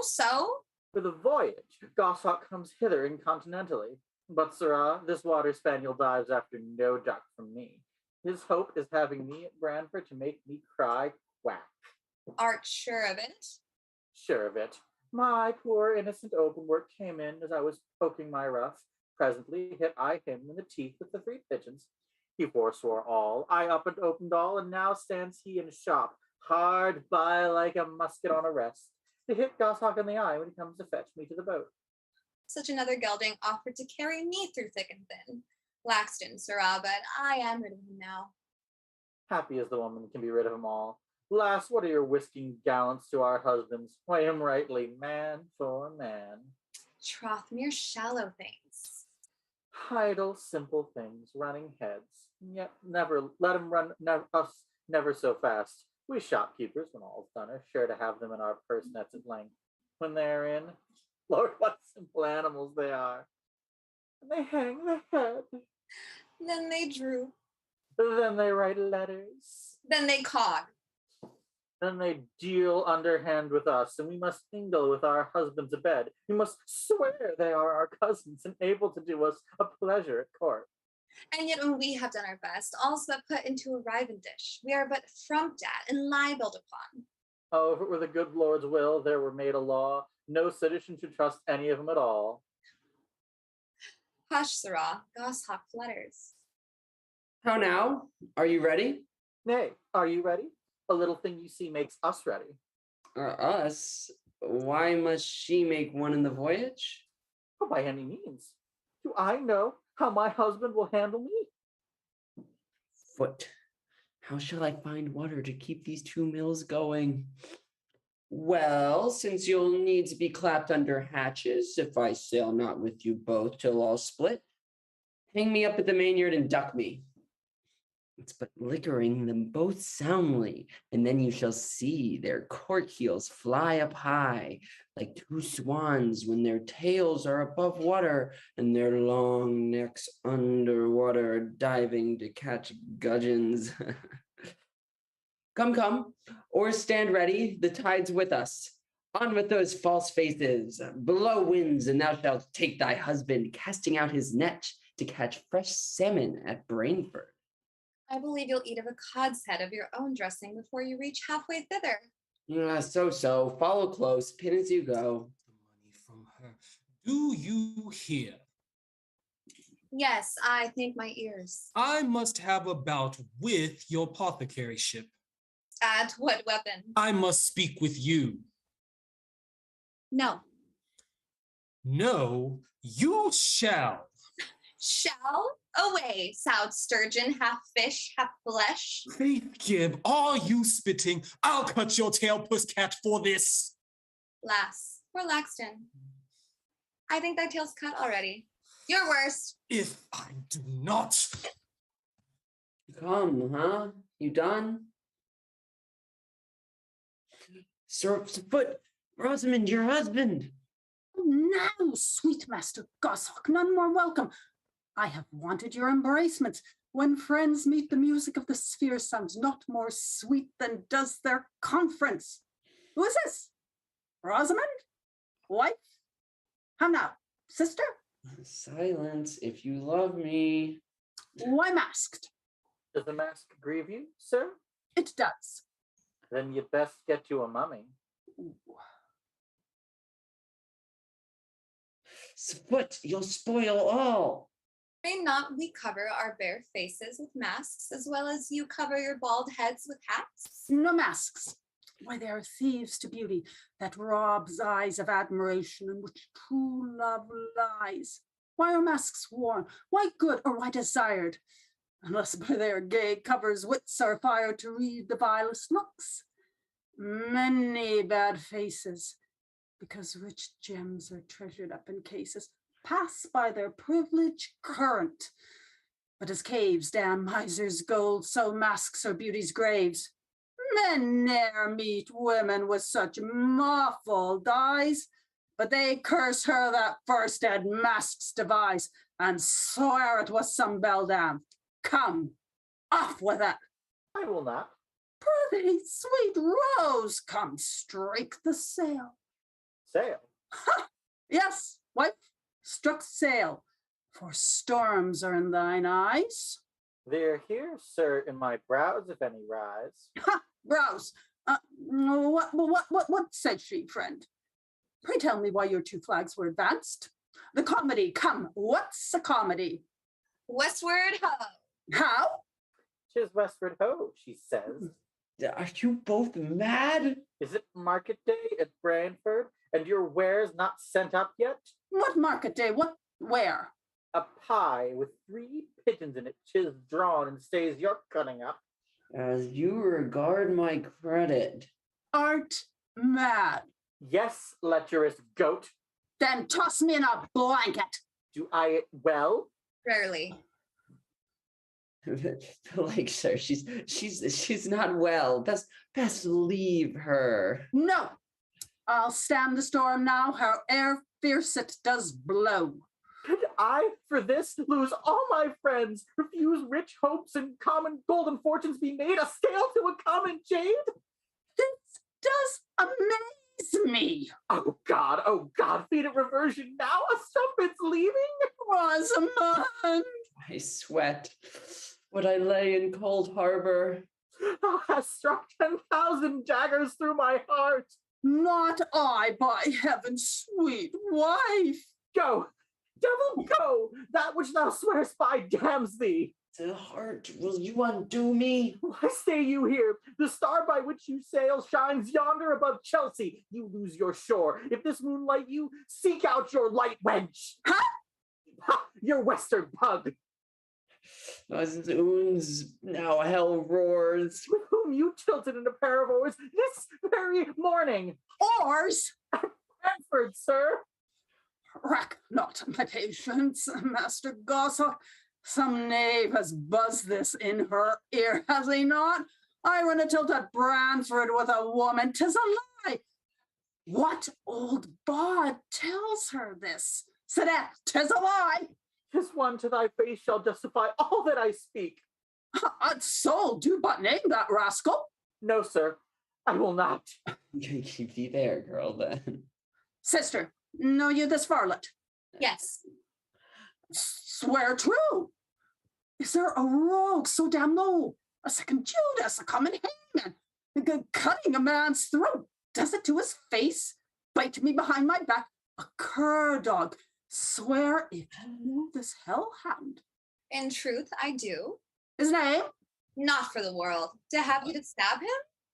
Oh, brave girls, worth gold. A word, honest, Master Goshawk. Wait, what do you mean, sir? Keep off, and if the devil can give a name to this new fury, hollow it through my ear, wrap it up in some hid character. I'll ride to Oxford and watch out mine eyes, but I'll hear the brazen head speak. Or else show me but one hair of his head or beard that I may sample it. If the fiend I meet in my own house, I'll kill him in the street or at the church door. There, 'cause he seeks to unite on the knot God fastens, he deserves to die. My husband titles him. Master Goshawk, pray, sir, swear to me that you know him or that you know him not. Who makes me at Brantford to take up a petticoat? But besides my wife's. By heaven, that man I know not. Come, you lie. Do you not have all out? By heaven, I know no man beneath the moon should do you wrong. But if I had his name, I'd print it in text letters. Print thine own then. Did not thou swear to me he kept his wench? And that in sinful Brantford they would commit that which our lips did water at, sir? Huh? Thou spider, thou hast woven thy cunning web in mine own house to ensnare me. Hast not thou sucked nourishment even underneath this roof and turned it all to poison, spitting it on thy friend's face? My husband, he is for sleeping, only to leave him ugly to mine eyes, that they might glance on thee. Speak. Are these lies? Mine own shame me confounds. No more. Be stung. Who'd think that in one body there could dwell deformity and beauty, heaven and hell? Goodness I see is but on the outside. We all set in stones rings of gold that be counterfeit. I thought none. No, truth, I do. The blemish grows in nature, not in you. For man's creation sticks even moles and scorn on sweetest cheeks. Why, Eve? Nothing perfect is born. I thought you had been born perfect.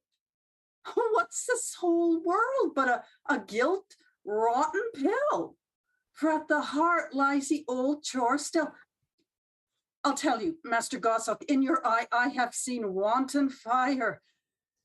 And to try the soundness of my judgment, I told you I kept a wench, made you believe 'twas true, only to feel how your pulse beat. But find the world can hardly yield a true friend. Come, a trick of youth, and 'tis forgotten.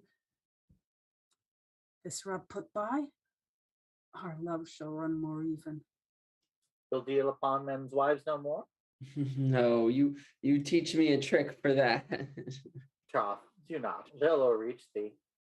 Make my house yours still, sir. No. I say you shall. Seeing thus besieged, it holds out. 'Twill never fall. How now? With me, sir? You, sir? I have gone snaffling up and down by your door to watch for you this hour. What's the matter, husband? I have caught a cold in my head, sir, by sitting up late in the Rose Tavern, but I hope you understand my speech. So, sir. I cite you by the name of Hippocrates Gallipot, and you by the name of Prudence Gallipot, to appear upon Crescento. Do you see? Crescenti Sancti de Santi this Easter term in Bow Church. Where, sir? What says he? Bow Church to answer to a libel of pre-contract on part and behalf of the said Prudence and another. Best, sir, take a copy of the citation. 'Tis but 12 pence. A citation. Talking nose rascal, what knave you feed you to this? Dave, I have nothing to do with you. Do you hear, sir? Laxton is not. What fakery is this? Me, I thought, sir, this storm long ago had been food laid when, if you be remembered, I paid you the last £15. Besides, the 30 you had first, for then you swore. Tush, sir, oaths. Truth, yet I'm loath to vex you. Tell you what, make up the money I had in £100 and take your belly full of her. £100? What? £100? He gets none. £100. It's be calm. The gentleman offers thus, if I will make the money that are past £100, he will discharge our courts and give his bond, never to vex us more. £100? Last take, sir, but 60. Do you seek my undoing? I'll not bait 1 sixpence. I'll maul you, puss, for spitting. Do thy worst. Will 40 stop thy mouth? No. You're a knave. Thou cheat, I'll now tear money from thy throat. Husband, lay hold on yonder tawny coat. Hey, gentlemen, seeing as you women are so hot, I must lose my hair in their company I see. His hair sheds off, and yet he speaks not so much in the nose as he did before. He has had the better chirurgeon. Master Greenwit, is your wit so raw as to play no better a part than his summoners? I pray, who plays a knack to know an honest man in this company? Dear husband, pardon me, I did dissemble. Told thee I was his pre-contracted wife. When letters came from him for £30, I had no shift but that. Very clean shipped, but able to make me loudly on? Husband, I plucked when he had tempted me to think well of him, gelt feathers from thy wings to make him fly more lofty. The top of you, wife, on? He, having wasted them, comes for more than, using me as a cockerel doth his hen, whose sin keeps him in breath. By heaven, I vow thy bed he never wronged, more than he does now. My bed? Like enough a shop board will serve to have cockerel's coat cut out upon? Of that we'll talk hereafter. Why, you a villain? Oh, hear me but speak, sir. You shall find me none. Pray, sir, be patient and hear him. I am muscled for piping, sir. Use me how you will. The first hour that your wife was in my eye, myself with other gentlemen sitting in your shop tasting smoke, and speech being used that men who have comely wives are most abused and hardly scape the horn, your wife maintained that only such spots in city dames were stained, justly, but by men's slanders. For her own part, she vowed that you had so much of her heart, no man by all his wit by any wile, never so fine spun, should yourself beguile of what in her was yours. Yet, true, 'tis well. Play out your game at Irish, sir. Who wins? Trials when she comes to bearing. I scorned one woman thus should brave all men, and which more vexed me, a she citizen, therefore I laid siege to her. Out she held, gave many a brave repulse, and me compelled with shame to sound retreat to my hot lust. Then seeing all base desires racked up in dust, and that to tempt her modest ears, I swore ne'er to presume again. She said her eye would ever give me welcome honestly, and since I was a gentleman, if it run low, she would my slate relieve, not to o'erthrow your own and hers, did so. Then seeing I wrought upon her meekness, me she set at naught, and yet to try if I could turn the tide, you see what stream I strove with. But sir, I swear, by heaven in those hopes men lay up there, I neither have nor had a base intent to wrong your bed. What's done is meant. Your gold I pay back with this interest. When I had most power to do it, I wronged you least. If there's no glory be, sir. No, on my life. Then, sir, I am beholden not to you, wife, but Master Lanson, to your want of doing ill, which it seems you have not. Gentlemen, tarry and dine here all.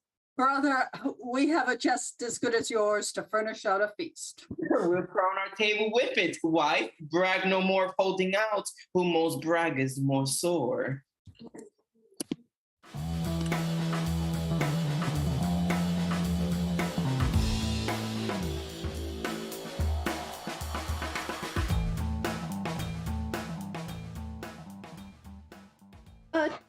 Prithee, Master Captain Jack, be plain and perspicuous with me.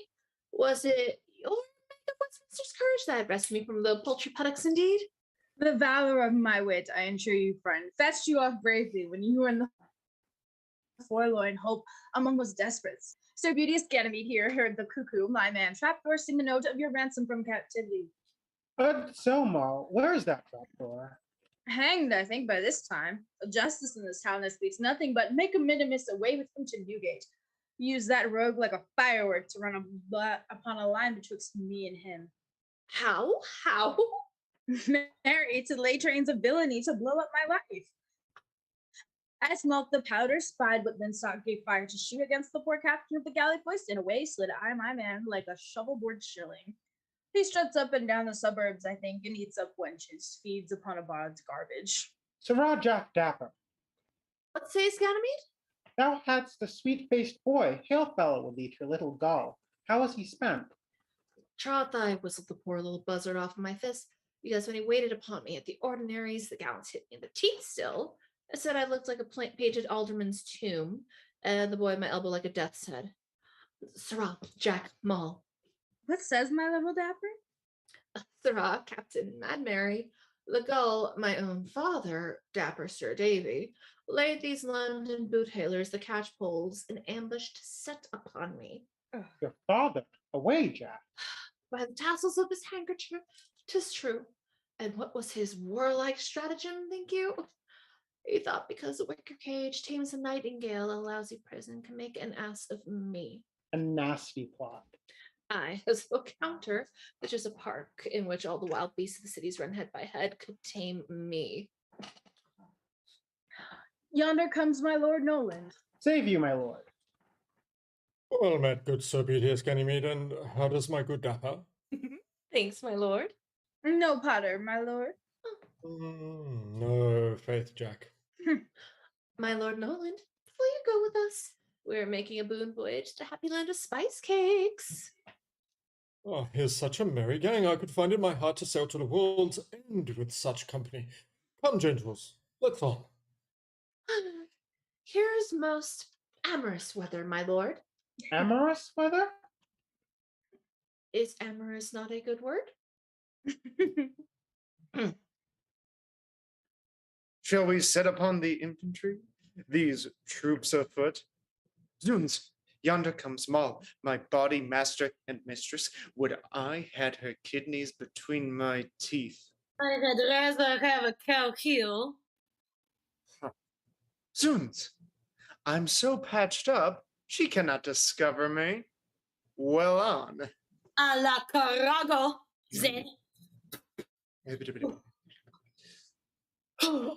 Good, your honors and worships, enlarge your ears of commiseration, and let the sound of a hoarse military organ pipe penetrate your pitiful bowels to extract out of them so many small drops of silver as may give a hard straw bed lodging to a couple of maimed soldiers.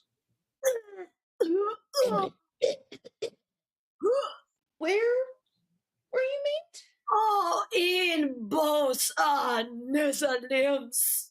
Oh, come, Dapper. Let's give him something. Last, poor man, what money have you? By my troth, I love a soldier with my soul. Stay, where have you served? In any part of the Low Countries?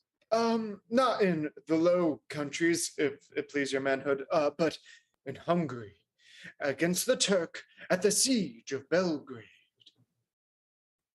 Who served with you there, Sarah? Many Hungarians, Moldavanians, Wallachanians, and Transylvanians, with some Sclavalians, and retiring home, sir, the Venetian galleys took us prisoner, yet freed us and suffered us to beg up and down the country. You've ambled all over Italy, then? Oh, sir, from Venice to Rome, Vecchio, Bonia, Romania, Bologna, Modena, Piacenza, Tuscana, with all of her cities as Pistoia, Valencia, Montepulciano, Arezzo, with Sinua, and diverse others. Oh, mere rogues. Put spurs to him once more.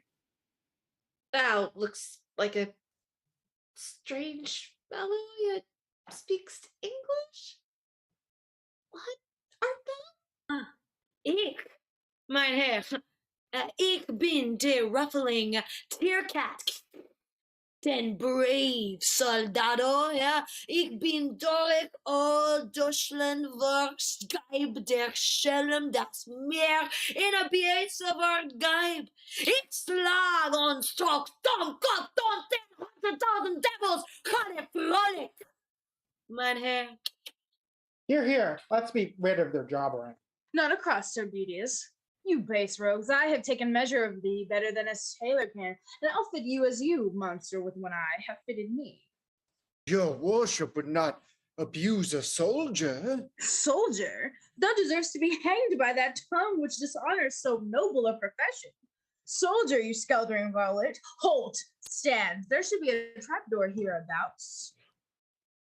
Oh, the bulls of mine glaciers of mine eyes shall be shot up and down in any hot piece of service for my invincible mistress. I did not think there had been such knavery and patches I now see. Oh, sir, he has been brought up in the Isle of Dogs and can fawn like a spaniel and bite like a mastiff as he finds occasion.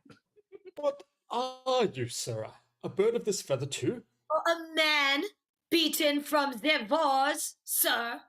I think so, for you never stood to fight. What's thy name, a fellow soldier? I am called by those that have seen my valor, Tearcat. Tearcat?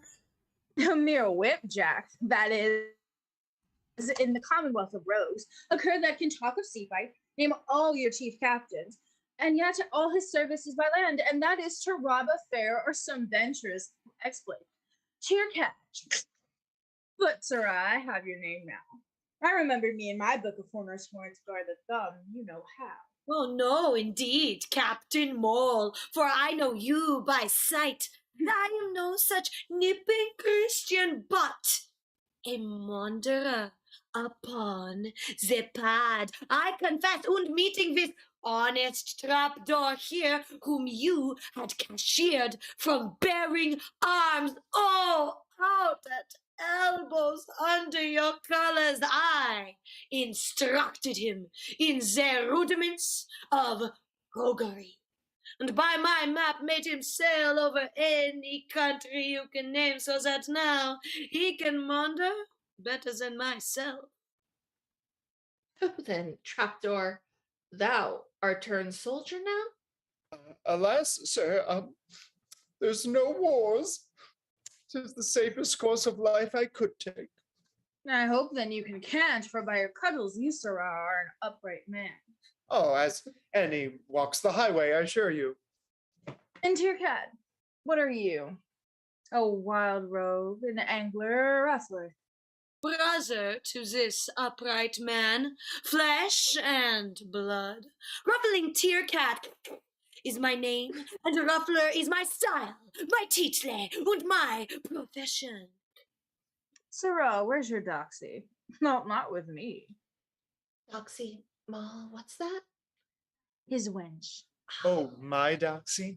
I have, by the Solomon, a doxy that carries a kinchin more in her slate at her back, and besides my dell and my dainty wild dell, with all whom I tumble this next darkman's in the strommel, and drink ben booze, and eat a fat guntling cheat, a cackling cheat, and a whacking cheat. Years old cheating. My doxy stays for me in a boozing can, brave captain. He says his wench stays for him in an alehouse. You are no pure rogues. Oh, pure rogues. No, we scorn to be pure rogues. But if you come to our leap ken or our stalling ken, you shall find neither him nor me a queer coffin. So, sir, no troll of you. No, but a ben cove or a brave cove, a gentry coffin. Oh, you this canting? Spoons, I'll give the schoolmaster half a crown a week to teach me this peddler's French. Ah, do but stroll, sir. Have a harvest with us, sir, and you'll gabble your bellyful. Come, you rogue, cant with me. Well said, Moll. Cant with her, Sirrah, and you shall have money, else not a penny. I'll have a bout, if she please. Come on, Sirrah. Ah, Ben Mort, shall you and I heave a booth, mill a can, or nip a bong? And then we'll couch a hogshead under the Ruffmans, and there you shall wop with me, and I'll diddle with you. You damned impudent rascal! Cut Benner wids and hold your fambles and your stamps. Nay, nay, Moll, why art thou angry? What was his gibberish? This, my lord, says he. Ben Mort, good wench. Shall you and I heave a booth, mill a kin, or nip a bone? Shall you and I rob a house or cut a purse? Very good. Then we'll couch a hogshead under the Ruffmans, and then we'll lie under a bridge. That was my desire, Captain, as 'tis fit a soldier should lie. And there you shall walk with me, and I'll diddle with you, and that's all. Nay, Moll, what's that whop? They teach me what to I fain be diddling. Whopping and diddling is all one. The rogue, my man, can tell you. 'Tis fidoodling, if it please you. This is excellent. One fit more, good Moll. Come, you rogue, sing with me. A gauge of bin rum boozing, a boozing can of rumbill. Then a caster pick panam lappa poplar vich female in Dusaville. Oh, I would live all the lightnings. Oh, I would live all the darkments. By the Solomon under the roughness. By the Solomon in the heartmen, and scours a cream bring, and couch till a dahlia dot my den, so my boozy nap might be rumbo's bell. Avast to the pad, let us spring. Avast to the pad, let us be God. Fine knaves, i' faith. The grating of 10 new cartwheels and the gruntling of 500 hogs coming from Romford Market cannot make worse noise than this canting language does in my ears. Pray, my Lord Nolan, give these soldiers their pay. Agreed, and let them march. Here, Moll. Now that I see that you are stalled to the rogue and are not ashamed of your professions. Look you, my Lord Nolan here, and these gentlemen bestows upon you two boards and a half, that's 6 shillings 6 pence. Thanks to your lordship. Thanks, heroical. We shall cut benwids of your masters and your mistressship wherever so we come. You'll maintain, sirrah, the old justice's plot to his face. Else, try me on the cheats, hang me. Be sure you meet me there. Without any more maundering, I'll do it. Follow, brave Tearcat. Right, Sakor, let us go, mouse. Oh, what was in that canting song? Troth, my lord, only a praise of good drink, the only milk with which these wild beasts love to suck. And thus it was. A rich cup of wine, no it is just divine, more wholesome for thy head than me drink or bet to fill my drunken pate. With vanity love laid by the heels would I lie under a lousy hedge tie. Let any pebble pull at my bud, so I be full of that precious liquor. And a parcel of such stuff, my lord, not worth it. What gallant comes yonder? I think I know him. 'Tis one of Cumberland. We venture to shuffle in among yon heap of gallants and strike. 'Tis a question whether there be any civil shows amongst them for all their satin outsides. Let's try. Pox on him. A gallant shadow me, I know him. 'Tis one that cumbers the land indeed. If he swim near the shore of any of your pockets, look to your purses. Is it possible? This brave fellow is no better than a foist. Foist? What's that? A diver with 2 fingers, a pickpocket. All his train study the figging law, and that's to say, cutting of purses and foisting. He with the wand is both a stale whose office is to face a man in the streets, while shells are drawn by another. And then with the conjuring rod in his hand, he, by the nimbleness of his eye and juggling stick, will, in cheapening a piece of plate at a golden stall, make 4 or 5 rings mount from the top of this caduceus, and as if it were at leapfrog, they skip into his hand presently. Zoons! We're smoked. Huh? We're boiled. Pox on her. See Moll. The roaring drab. Oh, the diseases of 16 hospitals boil her. Away! Bless you, sir.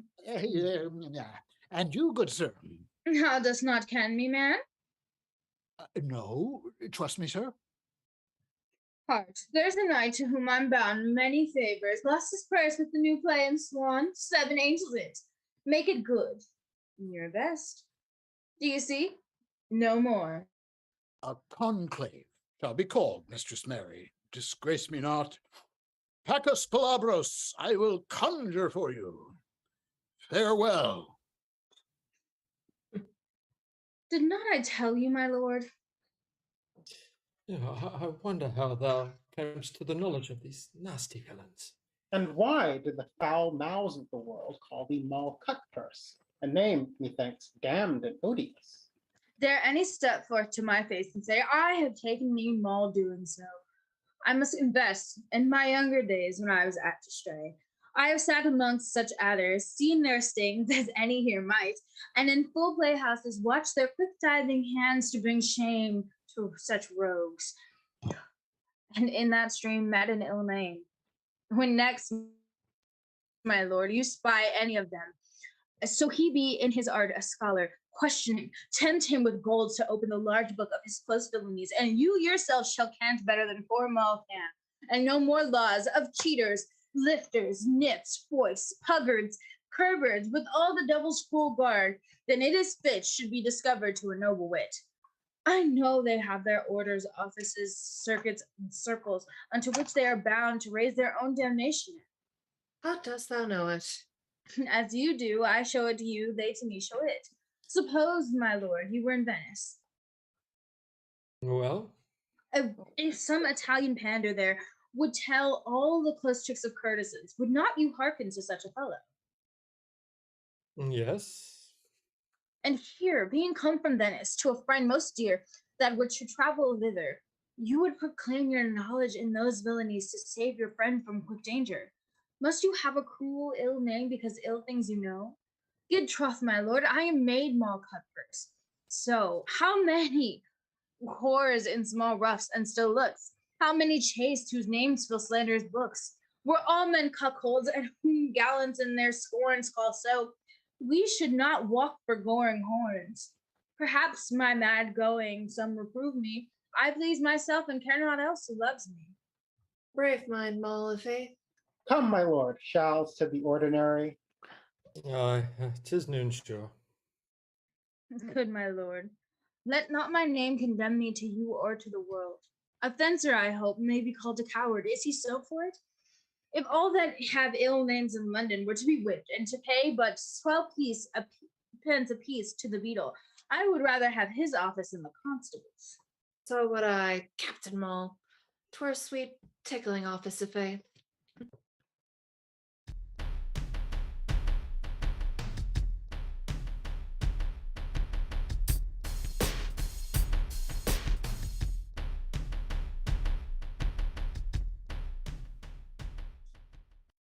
My son marry a thief, that impudent girl, whom all the world stick their worst eyes upon. How will your care prevent it? It's impossible. They marry close, they're gone, but none knows whither. Oh, gentlemen, when has a father's heartstrings held out so long from breaking? Now, what news, sir? They were met upon the hour since, sir, putting in towards the sluice. The sluice? Come, gentlemen, 'tis Lambeth works against us. And that Lambeth joins more mad matches than your 6 wet towns, twixt that and Windsor Bridge, where the bears lie soaking. Delay no time, sweet gentlemen, to Blackfriars. We'll take a pair of oars and make after him. Your son and that bold, masculine man, my mistress, are landed now at Tower. Yeah, at Tower? I heard it now. Reported. Which way, gentlemen, shall I bestow my care? I'm drawn in pieces betwixt deceit and shame. Sir Alexander, you're well met and most rightly served. My daughter was a scorn to you. Say not so, sir. A very abject she. Poor gentlewoman. Your house has been dishonored. Give you joy, sir, of your son's Gascon bride. You'll be a grandfather shortly to a fine crew of roaring sons and daughters. to help to stock the suburbs passing well, sir. I'll play not with the miseries of my heart. Wounds should be dressed and healed, not vexed or left open to the anguish of the patient and scornful air let in. Rather let pity and advice charitably help to refresh them. Who would place his charity so unworthily, like the one that gives alms to a cursing beggar? Had I found but one spark of goodness in you toward my deserving child, which then grew fond of your son's virtues, I'd have eased you by now. But I perceive both fire of youth and goodness are raked up in the ashes of your age, else no such shame should have come near your house, nor such ignoble sorrow touch your heart. If not for worse, for pity's sake, assist me. You urge a thing past sense. How can he help you? All his assistance is as frail as ours, full as uncertain. Where's the place that holds him, huh? One brings us water news, then another comes with a full charged mouth, like a Colvin's voice, and he reports the tower. Whose sounds are truest? Pain, you flatter him, Sir Alexander. I flatter him? Gentlemen, you wrong me grossly. He does it well, in faith. Now, both news are false of tower or water. They took no such way yet. Oh, strange. Hear you this, gentlemen. Yet more plunges. They're nearer than you think for, yet more close than if they were further off. How am I lost in these distractions? For your speeches. Gentlemen, in taxing me for rashness, were you all, I will engage my state to half his wealth. Nay, to his son's revenues, which are less, and yet nothing at all till they come from him. That if I could, if my will stuck to my power, prevent this marriage yet, nay, banish her forever from his thoughts, much more his arms. Slack not this goodness, though you heap upon me mountains of malice and revenge hereafter. I'd willingly resign of half my state to him, so he would marry the weenest drudge I hire. What? He talks impossibilities, and you believe him?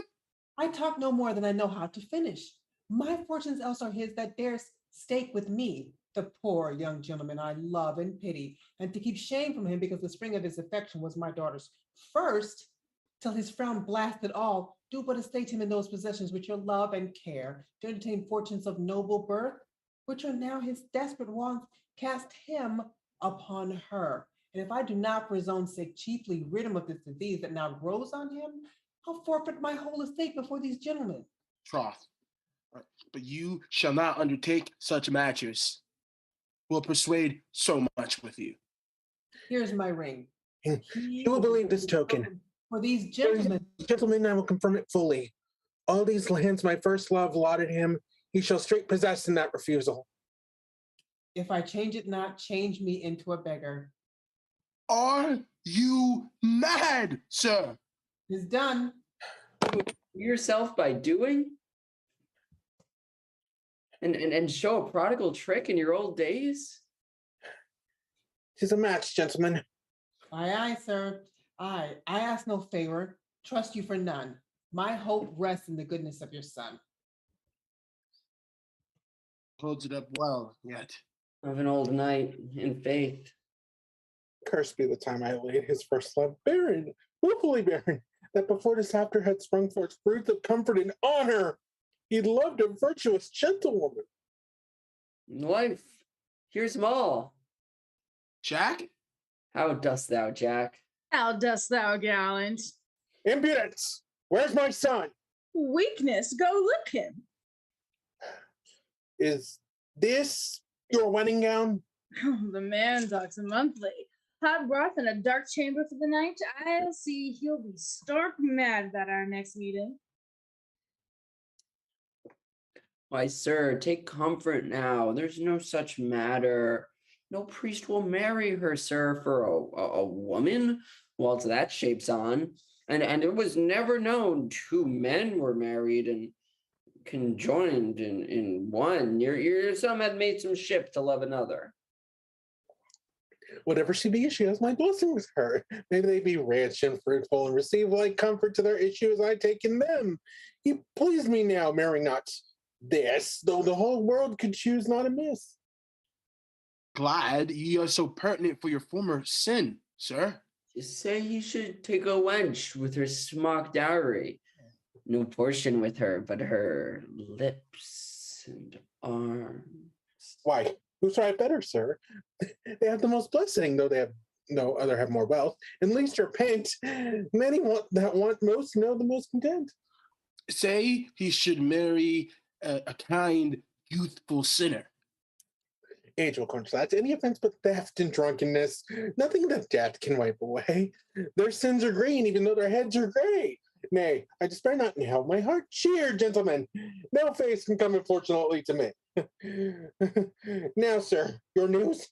Your son, with his sweet bride, is near at hand. Sweet may their fortunes be. Now you're resolved, sir? It was never she? I find it in the music of my heart. See where they come.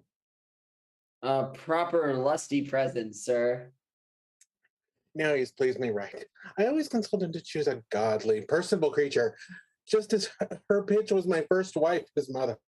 Before I dare discover my offense, I kneel for pardon. My heart giveth thee, before thy tongue could ask for it. Rise! Thou hast risen my joy to greater heights than to the seat where my grief dejected it. Hide my happiness not too long, almost pardoned. Here are our friends. Salute her, gentlemen. Oh, my God. Oh my abiding shame! Isn't that must leeches be struck blind? Be it the work of sorrow before age take it in hand. Darkness and death. Have you deceived me thus? Did I engage my whole estate for this? You ask no favor, and you shall find as little, since my comforts play false with me. I'll be as cruel to thee as grief to fathers' hearts. Why, what's the matter with you? Less too much joy should make your age forgetful. Are you too well, too happy? With a vengeance. Methinks you should be proud of such a daughter, a good a man as your son. Oh, monstrous impudence! You had no note before, an unmarked knight. Now all the town will take regard on you, and all your enemies fear you for my sake. You may pass where you list through crowds most thick, and come off bravely with your purse unpicked. You do not know the benefits I bring with me. No cheat dares work upon you with thumb or knife, while ye give a roaring girl to your son's wife. A devil rampant. Have you so much charity yet to release me of my last rash bargain, and I'll give in your pledge? No, sir, I stand to it. I'll work my advantage, as all mischiefs do upon me. Content, bear witness all, then his are the lands, and so contention ends. Here comes your son's bride, twixt two noble friends.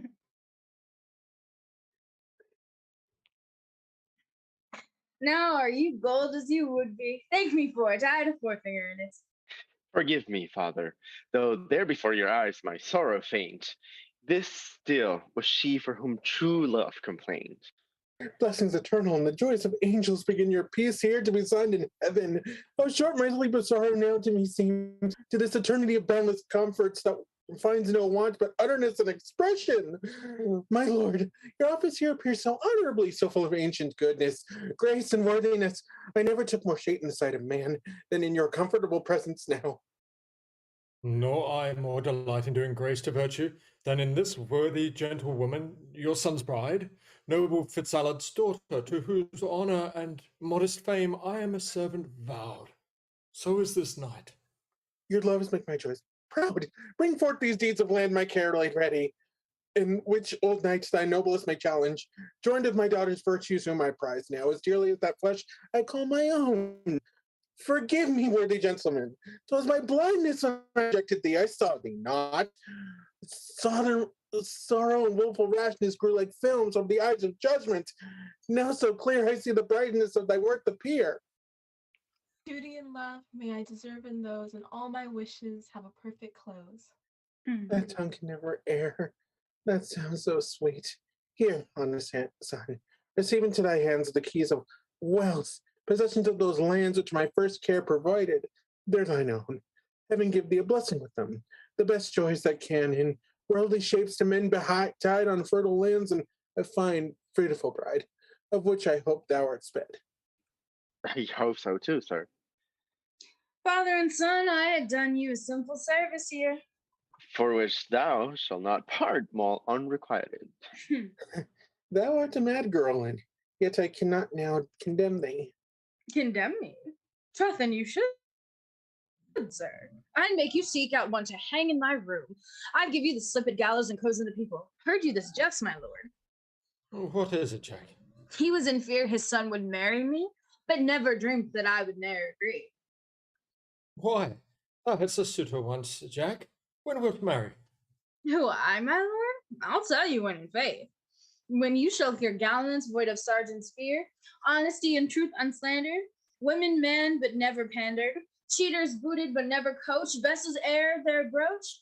If my mind be then not buried, next day following I'll be married. This sounds like doomsday. Then were marriage best, for if I should repent, I were soon at rest. In troth, thou art a good witch. I'm sorry now. The opinion was so hard I convinced of thee. Some wrongs I've done thee. Is the wind? There now. 'Tis time for me to kneel and confess first. For fear come too late, and my brains feel it. Upon my paws I ask you pardon, mistress. Pardon? For what, sir? What has your rogueship done now?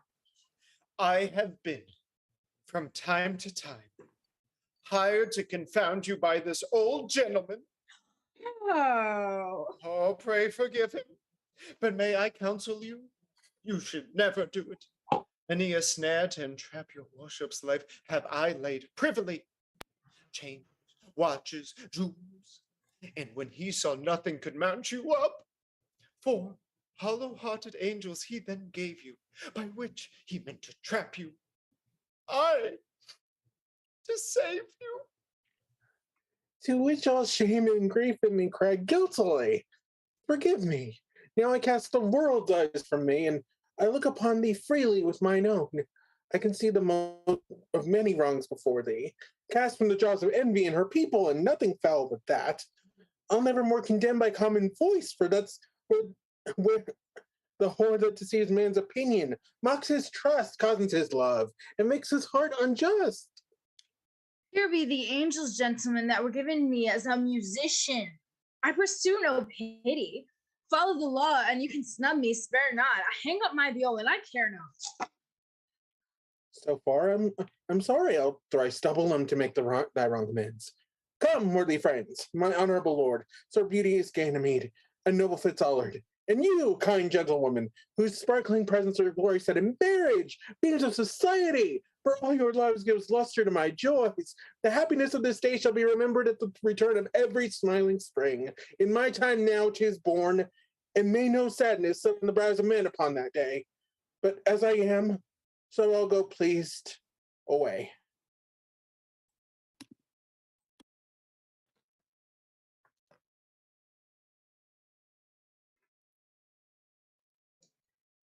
A painter, having drawn with curious arts the picture of a woman, every part limned to the life, hung out the piece to sell. People who passed along, viewing it well, gave several verdicts on it. Some dispraised the hair, some said the brows too high were raised. Some hit her o'er the lips, misliked their color. Some wished her nose were shorter, some the eyes fuller. Others said roses on her cheeks should grow, swearing they looked too pale. Others cried no. The workman, still as fault, was found did mend it in hope to please all. But this work being ended and hung open at stall, it was so vile, so monstrous, and so ugly, all men did smile at the poor painter's folly. Such we doubt is this our comedy. Some perhaps do flout the plot, saying 'tis too thin, too weak, too mean. Some for the person will revile the scene, and wonder that a creature of her being should be the subject of a poet, seeing in the world's eye none ways so light, others for all those base tricks published in a book. Foul as his brains they flowed from, of cutpurses, of nips and voice, nasty, obscene discourses, as full of lies and empty of worth or wit, for any honest ear or eye unfit. And thus, if we to every human brain that's humorous should fashion scenes, we with the painter shall, in striving to please all, please none at all. Yet for such faults as either the writer's wit or negligence of the actors do commit, both crave your pardons. If what both have done cannot pay your full expectation, the roaring girl herself, some few days hence, shall on the stage give larger recompense, which mirth that may share in herself does will you, and craves the sign, your hands beckon her to you.